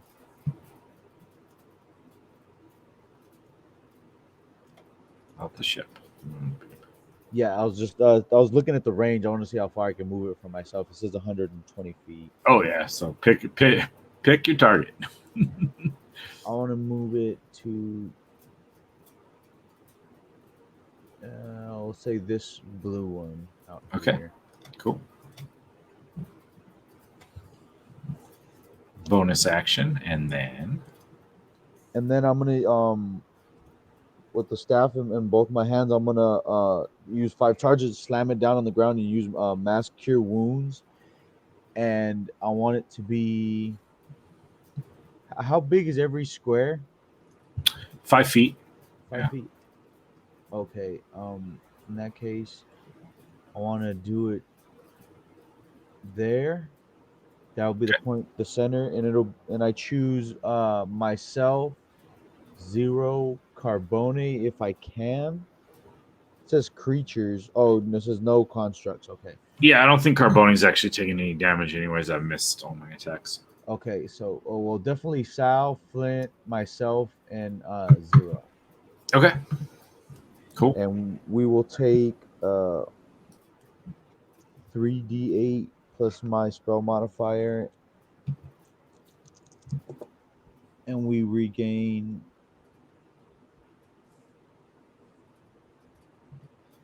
15, 23 health points.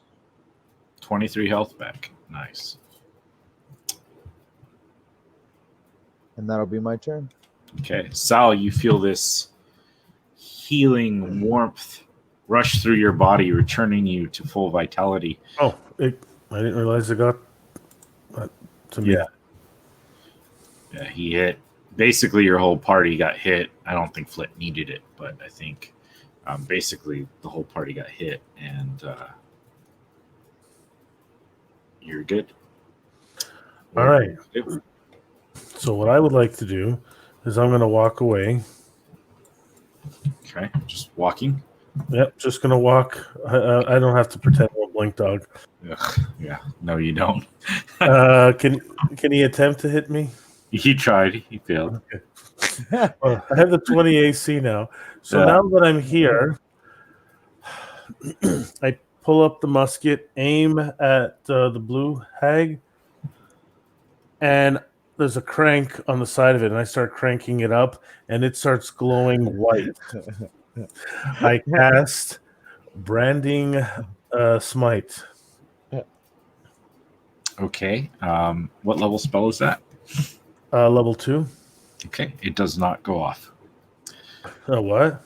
You see the blue one wave a hand, and as the energy starts glowing, it dissipates and disappears as she is countered her ability to cast that spell. Oh, I hit the musket a few times, get pissed, and I'm just going to fire 3 times at her then. Fine, I won't brand you, but I'll... Yeah. I mean, I would have rather remembered I had that ability when he casted his healing spell, but I forgot. So yeah, you lose out on branding, not a healing. All right, first one is a unnatural 20. Okay, that'll hit. For maximum damage of 13. Okay, we're on blue, which actually... Oh.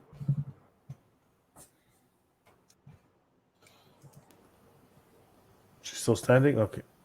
Yeah, oh yeah. Oh, okay. Blue hasn't been touched. Oh, lovely. A natural 1. And then for my hasted attack, another 20. Okay. For...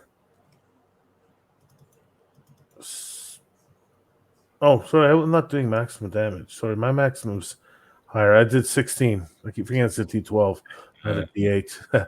So, yeah, 16 damage as I fire off the third shot. And then I will duck behind full cover, well, at least from her, unless she moves. Yeah, no problem. And, Carbone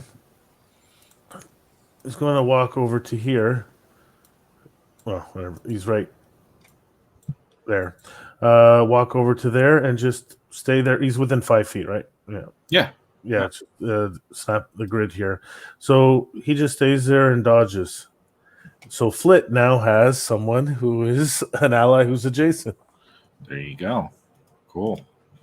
But he can't deflect any attacks. Sorry. All right. Sorry, I got to clear up the background here a little bit because you guys can't see it, but I can. It makes it hard. All right. So the dogs, not that there's much of them left. This one is going to disappear and reappear right here. This one is going to run over here. And together they are going to attempt to bite Itzel. Not that I think there's much to worry about, but yeah, right? Like, that was probably one of my best rolls, and it still doesn't hit AC 20. Let's try the next one. Oh, there's AC 20. Did you want to use shield? I will. Shield is a first level. Yeah, I have enough slots. Does she counter that? No, because she used her reaction already. So basically, they start to attack, and all of a sudden, the armor starts vibrating, and this, like almost like a force field, just starts appearing all around the armor, and now I'm at 25 AC. Yeah. All right. Actually, let me get rid of the dwarves. So now the ladies. Let me see something. B. Right there is a nice line. She's going to walk down to this side of the boat. And a streak of lightning goes through Carboni, Zero, and Parzival. Again, dexterity saving throws. As seems to be an even stronger lightning bolt. Nat 20. Angry lady. Nice. I thought it was about to be a 2. I was like, man, and then it just tilted over. Don't you love that? You're like, oh, roll over, roll over. So 1, 2, 3. So let me pull out. Sorry, Zero. How we doing? Carboni, how we doing? 12. 18. Okay, so Zero is going to take full damage.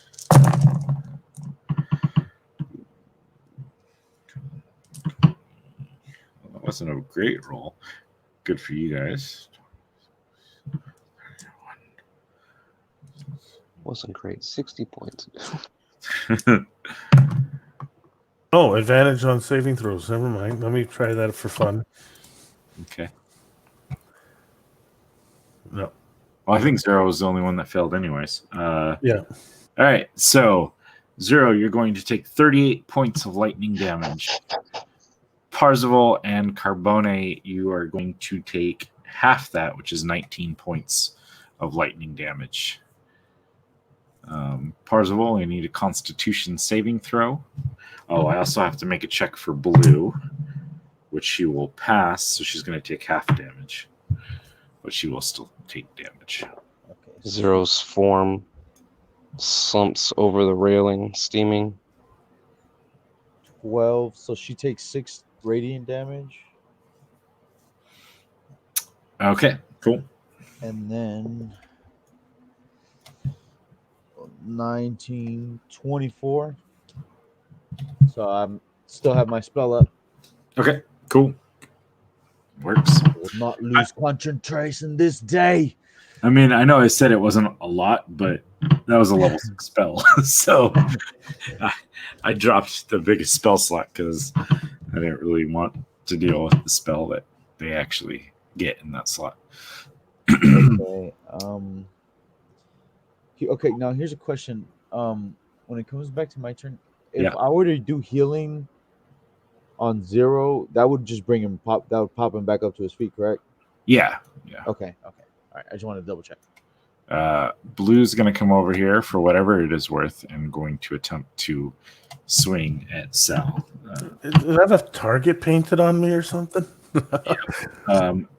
But her claws just rake across your shield and is unable to penetrate the magical barriers that protect you.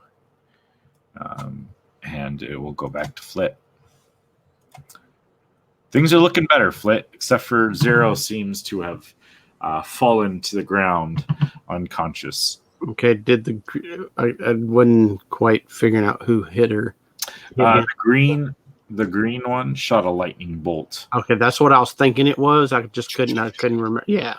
So seeing all this, Flit just yells out, "No!" and jumps on deck, runs over to the green lady. And while she's running, she's throwing her crossbow in her bag, pulling out her daggers, and going to town on this bitch. I got something to do. I think I can do this. So, okay, here we go.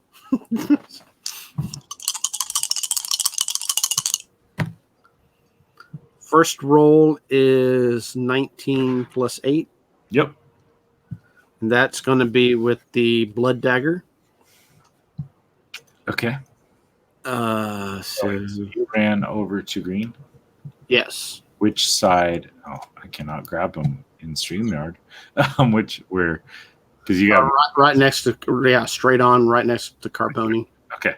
Well, up if I can. Yeah, right there. Sure. Yeah. Yep. Sorry. Continue the joke. Okay. So I'm on roll. Okay. Someone got it. Okay, clear. Okay, so we're just going to do this all. Okay, so first one is 19 plus 8. I would assume that hit. Yeah, that water went down the pipe. Ooh. Yeah.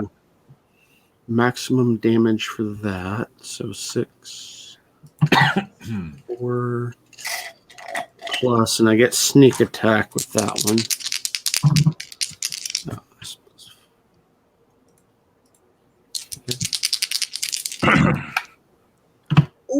Oh, no. Oh, crap. Almost. Oh.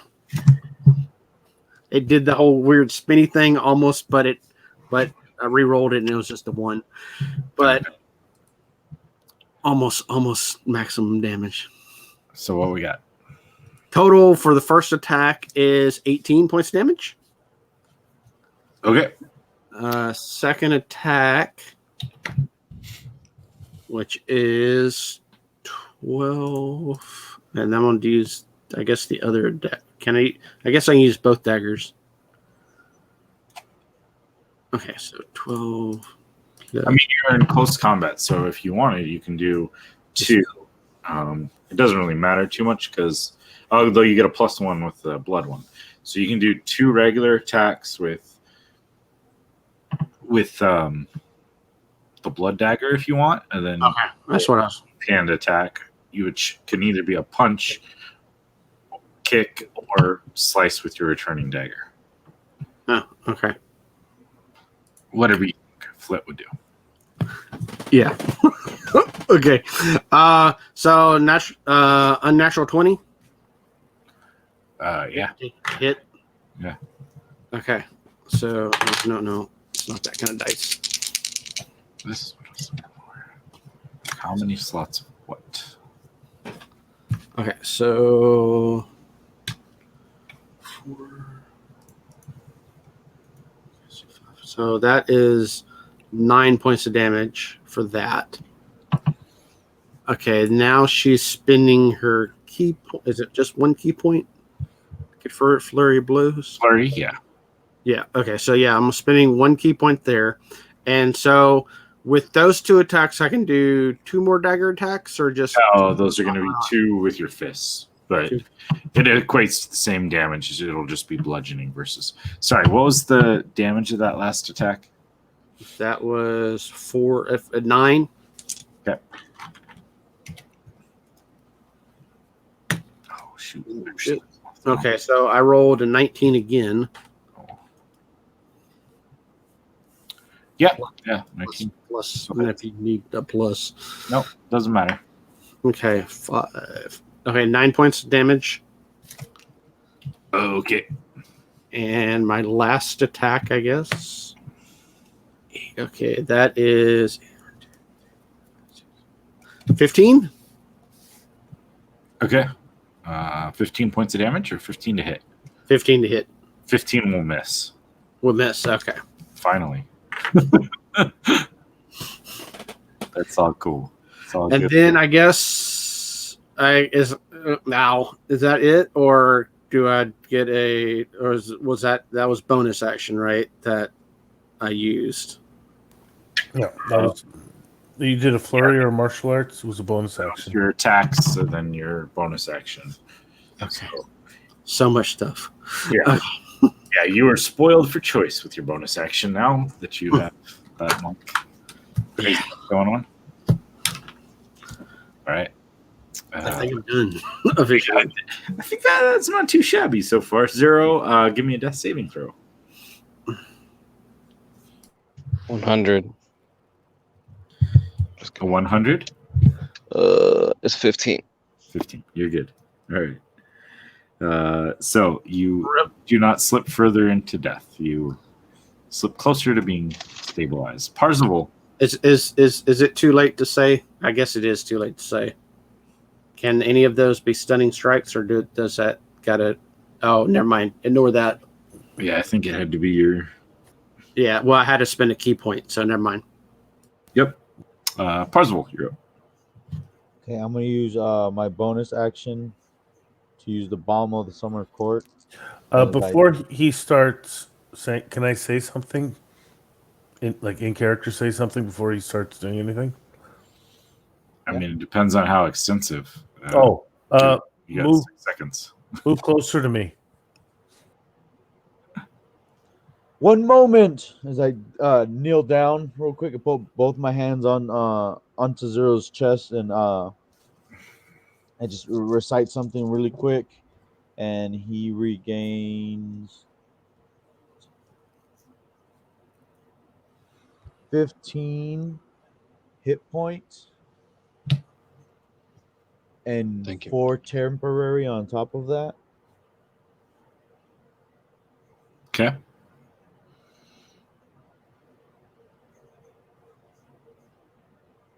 Then I will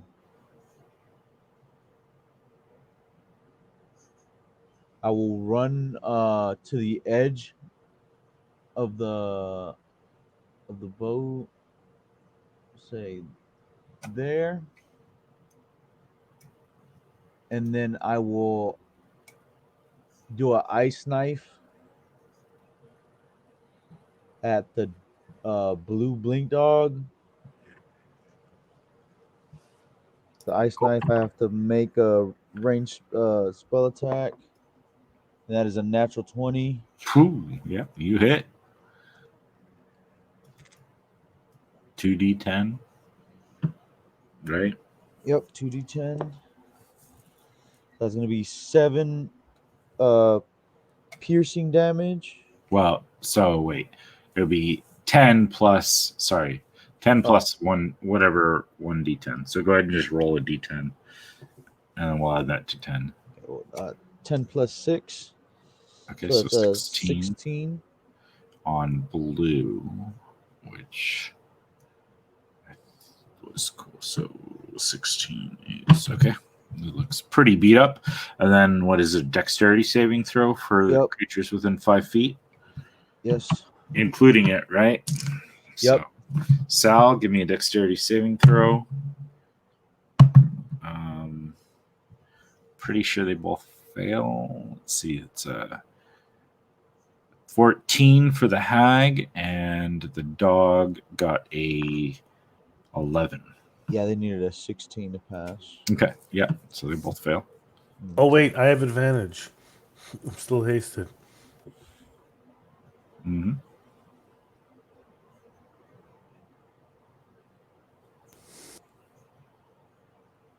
What do I take? If you succeed, you don't take any damage. If you fail, you take 8 cold damage. 8 Okay. cold. I will actually cast a spell. Absorb elements. But you succeeded. No, I got a 15. I failed. Oh, okay, so you failed. You're going to absorb, so you're going to take half damage, and now you can channel that towards something else. More damage or something. Yeah, so that was 6, you said? How much? How much damage was that? It was 8 damage. 8. So I took So you 4. take 4. The blink dog like solidifies into a block of ice and then shatters as it falls over on the dock. The hag does not look happy at all. It does not look happy at all. Okay. and I yell at the hag, halt your actions and we can still have peace. And then I'll end my turn to they decide to stop or anything. I don't think it's going well for them at this point. Yeah, no, not overly well. Sal. Glitter bomb. Right? Yeah, that looks about right. Yeah, glitter bomb over here. Do they do anything? Glitter bomb where? I can't see your... okay. Do we use a counter spell on a glitter bomb, or do I attempt a dex save and then I couldn't go invisible? Yeah, they're going to counter that one. So, no glitter bomb. With a very dismissive wave of the hand, it dissipates. Parzival, did you cease to maintain concentration on your moonbeam? No, I was able to keep it. Okay. Can you move it? No, I used my bonus action to heal 0, so I can't move it. That's right. I couldn't remember that it was a bonus. Cool. So Yeah, I was trying to figure out if I could still move it and heal him, but I was like, no, I wouldn't be able to do much. yeah, no, it's cool. I think making sure 0 was back in the fight is probably more important. Yeah, and I will bonus action branding smite again. Okay. You also have your extra action from being hasted, right? Oh yeah. Okay. All right, so I will now shoot. I will take an attack. Sorry, I can't move on StreamYard, so I'm going to take a step. I hate when I do that. I'm like, oh, here, let me move this. It's like, no, it doesn't let you. So I take a step back, and I'm going to shoot. She's going to swing. The blue one? Yeah, I'm going to hit the blue one. That's not going to hit, I don't think. 18 to hit? No, 20. I know. I know. What about the little the blink dog? Do I even? Oh, yeah, I mean, whatever. Natural 6. Oh man. Go. Does 18 hit the blue one? 18 will hit the blue one, yes. All right. Let me get all this done right. All right. So first I roll my shooting damage, 13. And then my spell damage, where is it? Of absorb elements. And it was like, what attack was it? 4 cold. Cold. So it's 6 cold. Absorb elements, is that work on ranged as well? Is it the next attack or the next melee attack? It's been a while. Spell captures some of the incoming energy, lessening the effect. Resistance. Also, the first time you... Damn. I should have hit her in melee. Oh, well. Then I still have absorb elements on me. You still have it. That was a mistake of casting it. Okay, then just that. Okay. All right. And the branding? Yeah. Included. Oh, right. Thanks for reminding me. Branding. Okay, 8 points of radiant damage. Okay. Mm-hmm. There we go. Cool. All right. Carbone. Oh, right. That's why I put them on the tracker so we don't forget. I use the bonus action, so Carbona is just going to dodge. Okay. Perfect. Dogs. Let me see. this one? God, is blink back. Yep. Blink. It is going to take attacks at 0. That would be a natural 20. Oh no. 0. It's a blink dog. Let's not get too crazy now. 11 points of piercing damage as it bites down upon you. 0 as you're still kind of on the ground recovering.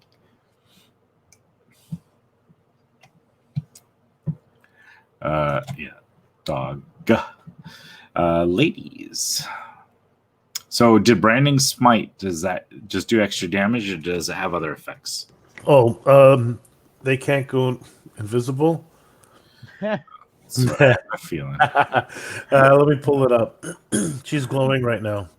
5-foot radius, dim light, and can't become invisible until the spell ends, which is concentration up to a minute. Okay. If they hit me. So if they don't hit me, then it's up for a minute.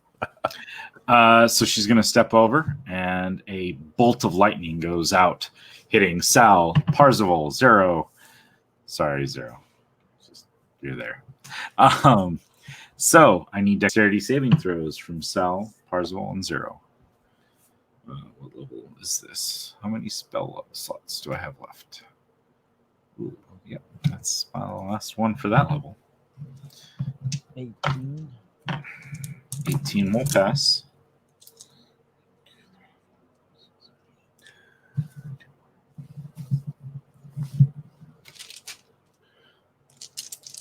Start rolling.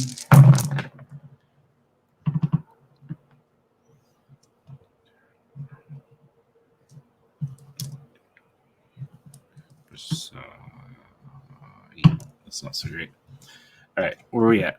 19.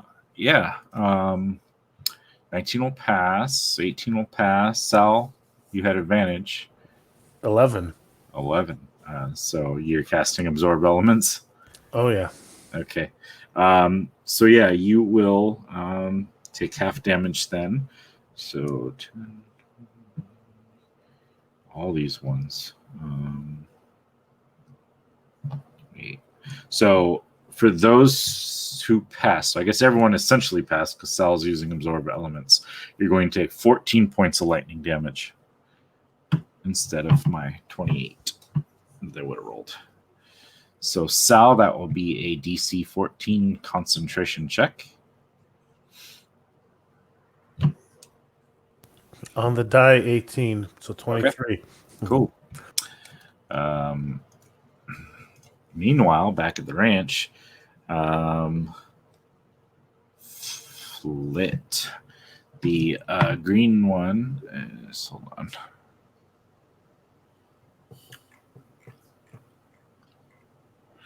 The green one is going to swing at you. Yuck. Is a 17 to hit, Flit. Okay. Yeah, she actually hits by 1. Well, by 2. So 14 points of slashing damage as her claws come raking across you. And then she is going to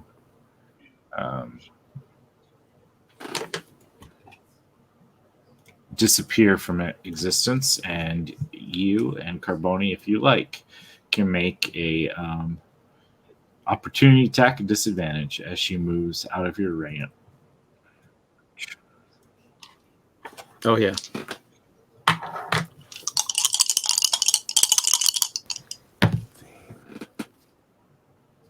Uh, 20? Oh, disadvantage. Never mind. Yeah. Does 14 hit? So, no, 14 will not hit. 16 will not hit. 16. So you swing out in the empty air, and you're just unable to connect.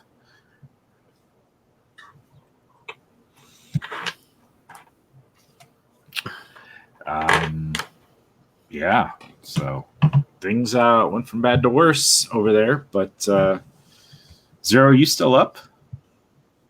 No. You're back down. Sorry. Yeah, you've been a little yo-yo over there, bro. I'm sorry. Cool. I think we're back at the top with Flit. Seeing that she didn't know where the hell that thing went, looks over, Zero's down, dog's on top of Zero. She runs over to the dog.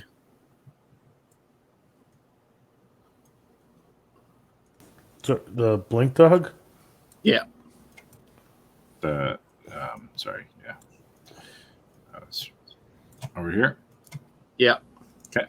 And goes to town on the blink dog. All right. Finish him.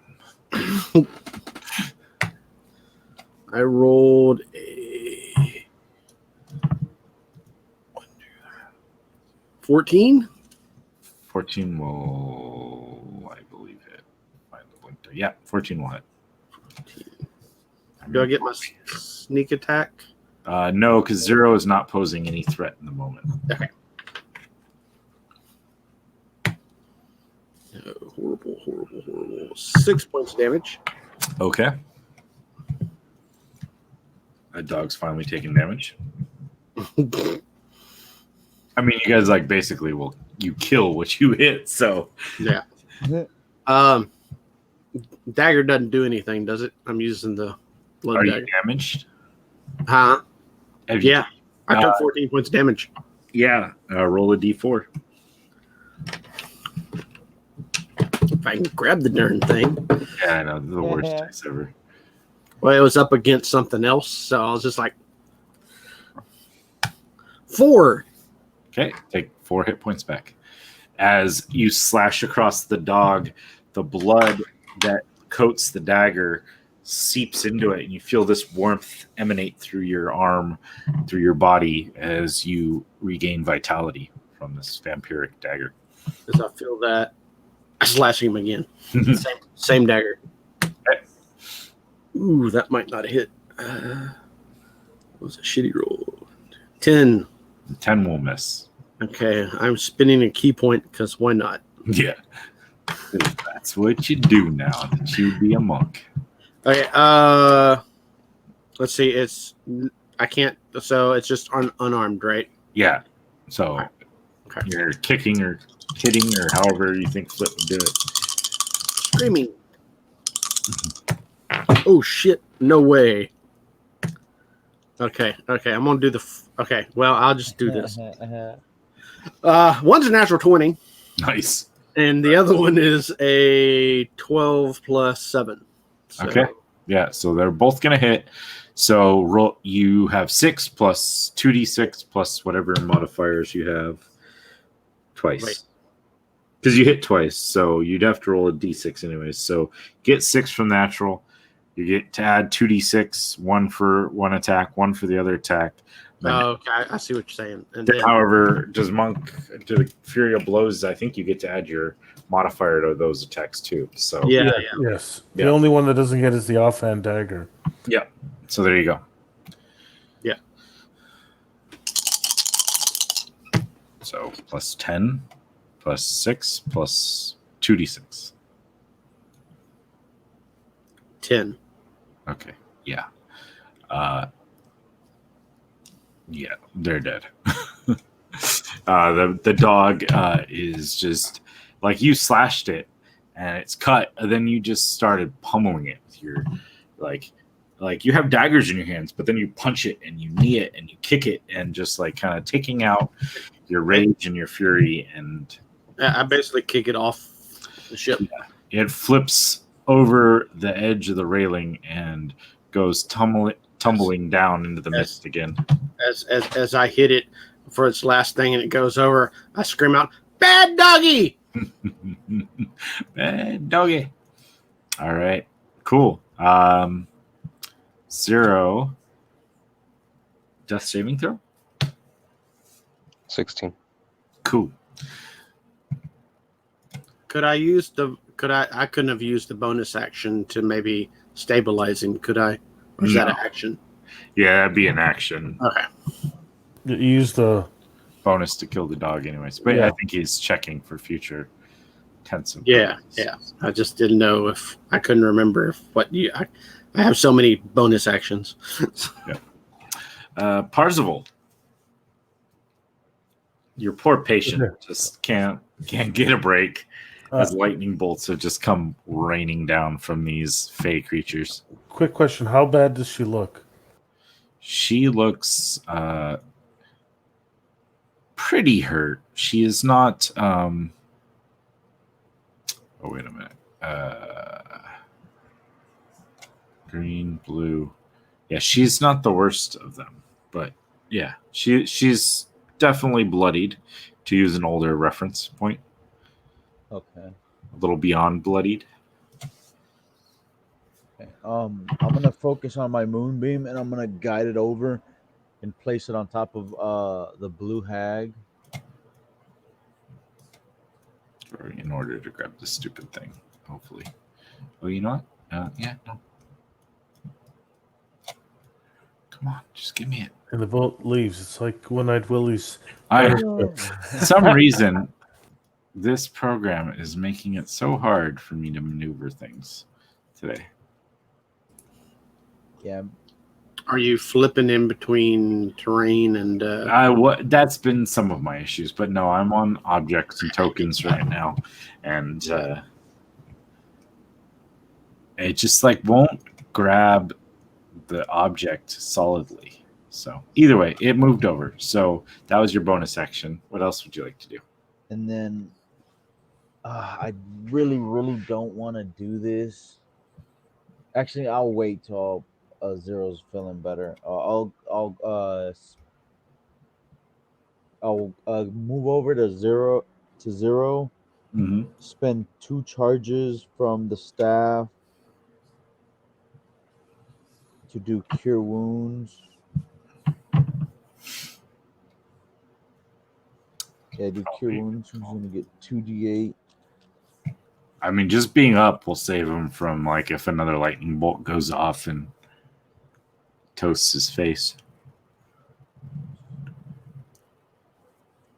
As that seems to be the only spell they have that really does anything to you guys. Okay, he's gonna regain 17 hit points. Nice.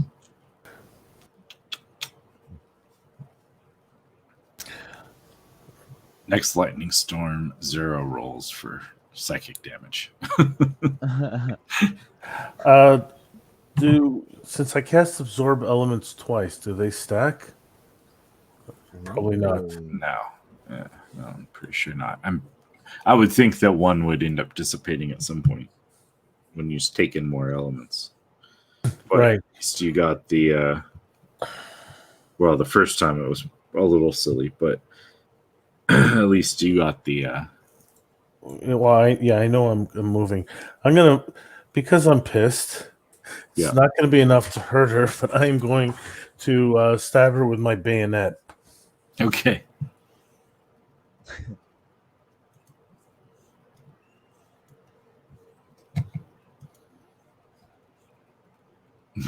Don't be in line again. Yeah, right.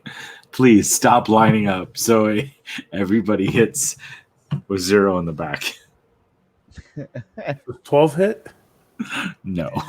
Oh man. How about 21? 21 will hit. Yes. Maximum damage of 9 with the stab. Ooh. And plus your damage. An next maximum 6 points of lightning damage. All right. So and then 15 right now. And then I'm going to take an attack of opportunity as I step back and fire. Okay. 21. No, wait, more than that. 25 plus 6. Yeah, 25. Okay. Oh, she hit. I'm not going to cast shield. It doesn't matter. Yeah, won't do much. 19 points of slashing damage. As her claws digging deep. Did it take you out? Did you drop? No. Let me see. But you said 19? Yeah. Oh, yeah. Well, yeah, that hurts. Almost max damage. Like 1 point off max damage.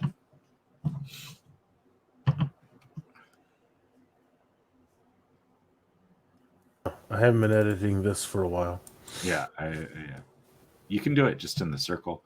You can do click on the circle, hit minus, then the number, and hit enter, and I'll take it off. Well, I know what it is. So I just put it in. Yeah, I'm sure. I was just saying. Okay, yeah, I got a little cocky, but that's Sal. He gets cocky. He believes he's the best. He's the best. It was a 16, and the virtual dice rolled onto a 3. Oh, can you give me a Constitution saving throw? 4. She damaged you, and you were. Isn't the branding stay concentration to keep her from being able to go invisible? Oh, right. Unless it's concentrating on it. 16. You're good, yeah, because it's only half of whatever the 19 thing is. So. Yeah, Sal's a little pissed. Yeah, he's hurting a bit, as you can see. His health over here. Yeah, but yeah, you guys can actually see the number. Oh well. Oh right. There is something. Did I use a bonus action? No, I did not. I can't keep track of it all. Yeah, no, all I did was shoot and move. So stab with a bayonet, step back. I will, even though he's low on health too, or just line up. We're both at 22, so he is going to rend. All right, go for it. 19 on the die for 24, and yeah, that'll hit.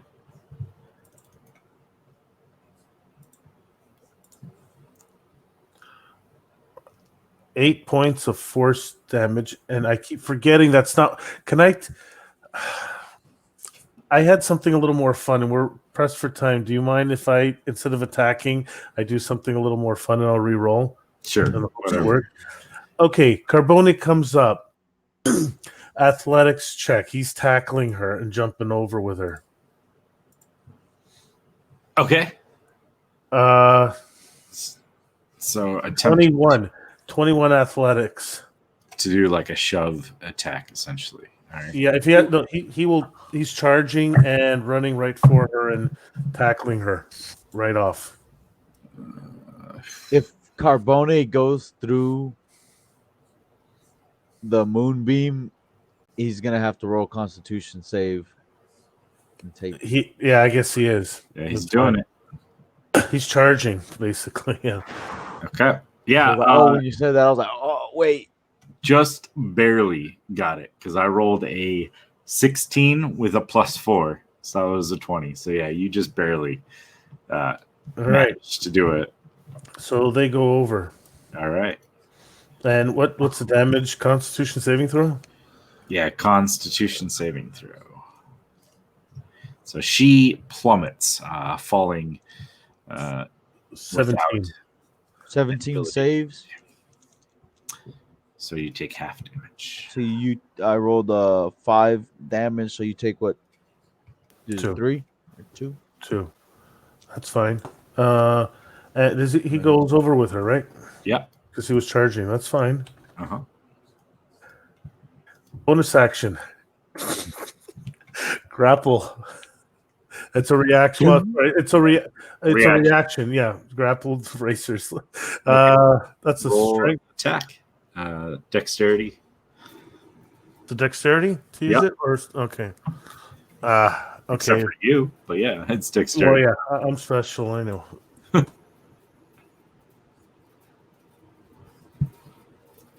17 on the die for an 18. Yeah, that'll hit. I mean, he's aiming at a stationary piece of wood.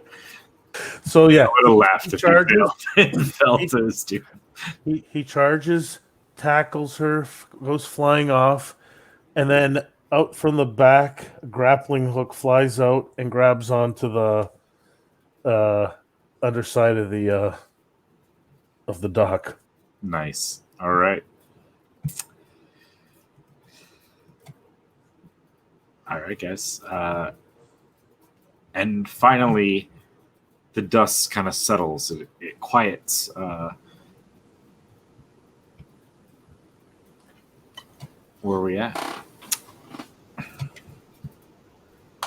Zero, you were healed back up, so you're conscious, finally, again.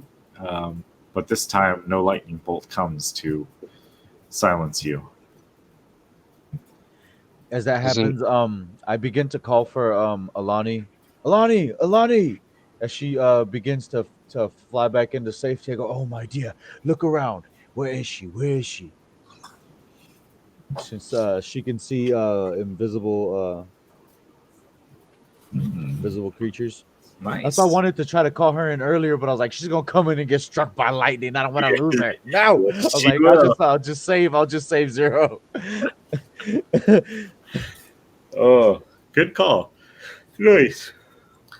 Is it just your critter that can do that, or is it all find familiars? No, that's not even a find familiar. It's yeah, it's a cat I found in the Fey realm. Okay, yeah, that's right. Okay, cool. All right. All right. However, give her a perception check.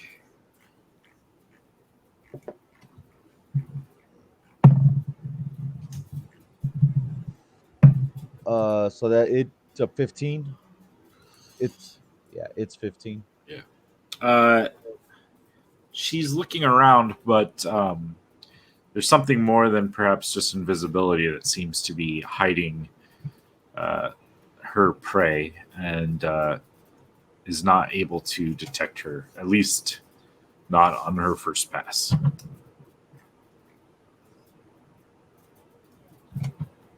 I use my my ring of spell storing, and I conjure animals.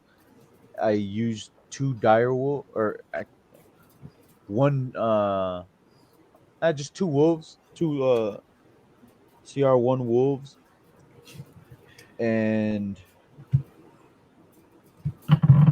I myself turn into a wolf, and I kind of give them instructions that we're going to sniff around and we're going to look for any clues and any smells that they smell to let me know so I can also smell them.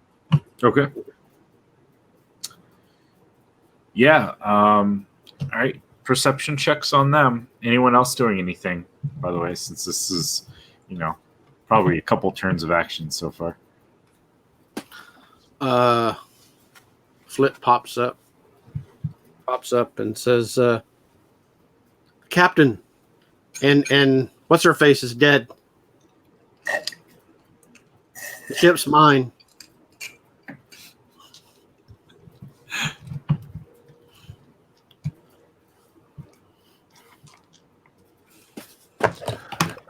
Carbone climbs up. Do you still have the moonbeam up? I'm pretty sure that's dropped. Yeah, I would have let it go already. Once Carbone is going to heal himself.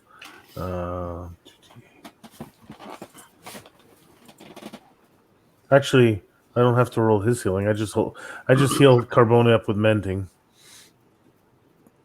It's free. Okay. You sniff around, and it is odd. For whatever reason, you don't pick up any sense of her at all. Like, it's there where she was visible and where she kind of prodded around, but from the moment she went invisible, you can't find any other passage of her scent. do I find anything strange on the ship while I'm smelling around? You pick up that iron scent of blood. You pick up the normal dock smells, but no, nothing. Now that you've noticed what was there, the Durgar, the blink dogs, you are able to put all those scents together. You don't find anything that would strike you as out of ordinary beyond that. Other than the fact that, this gang of creatures came aboard and killed, 2 of your colleagues. Other than that, nothing seems all that out of place. Is there anything on the hag's body, the first one that fell? They don't seem to be carrying anything. They're wearing a skirt of people's skin stitched together. But other than that, no. And the Durgar, did we find something on one of them still there, or two bodies? There is one that you will have access to. The other one fell to its death. It has a war pick that has now kind of shrunken back down to normal size, as well as a dwarven size scale mail and a shield. Along with, as you kind of like search the body, you're going to find 10 platinum pieces.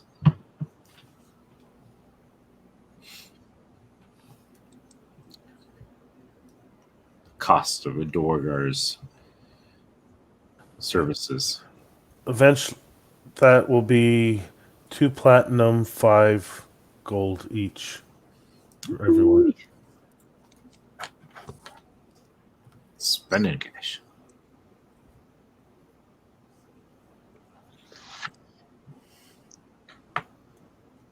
So the hag rolled well on her stealth. That's why Alani couldn't see him. And they have invisible passage, so they are magically turns invisible. While invisible, she leaves no physical evidence of her passage. That's why the wolves, you could not, despite your good rolls. Yeah. It would need some magical form to be able to track her. However, she's down her coven, so she is be some time before. I will say, upon the hag, as you're searching the body, did you give me a roll on? You never asked. Investigation? Investigation roll. Let's see. Ooh, 19 on the die for 26. Cool. All right. So where did I put that? You see a reference to a name. Like there's a note. That actually, yeah, there's a note on her that says, Mershulk summons you. Deal with the traitor and stop those meddling in his affairs. And it's signed Melvoxus. What was the name of the dragon? Melvoxus. That's a coincidence, I think. Obviously, that's random. Was the other name? What was the other name on there? Mershulk. I put it in chat. Does that name sound familiar? You can give me a history check. I'd say Arcana, but it doesn't really matter either way.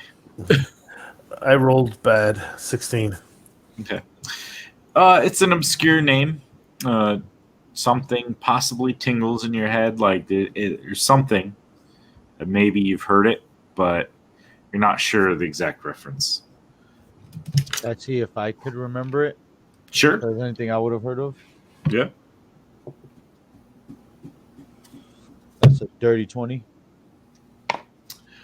You have heard. You're using history, or are you using Arcana?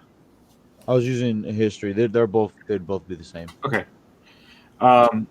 So you've heard mentions of a Mershulk as a deity to groups of snake people called the Yonti that you've recently come into contact with. You know that they worship this, air quotes, deity. However, you're not 100% sure how actual deity it is. Like, at least according to you and your pantheon, you it's not really recognized as an actual deity by the rest of the worlds. I relay all this information to everybody, make sure that they know it. I also let them know about the scent stuff, or I transform back into a human, and then I dismiss the wolves. Then I'll let everyone know everything. Perfect. I think we're getting late, and I think that's probably a great place to stop. You guys have settled and can figure out what you want to do with the ship, and we'll start back up hopefully 2 weeks from today. We'll aim for. It's already thinking of names.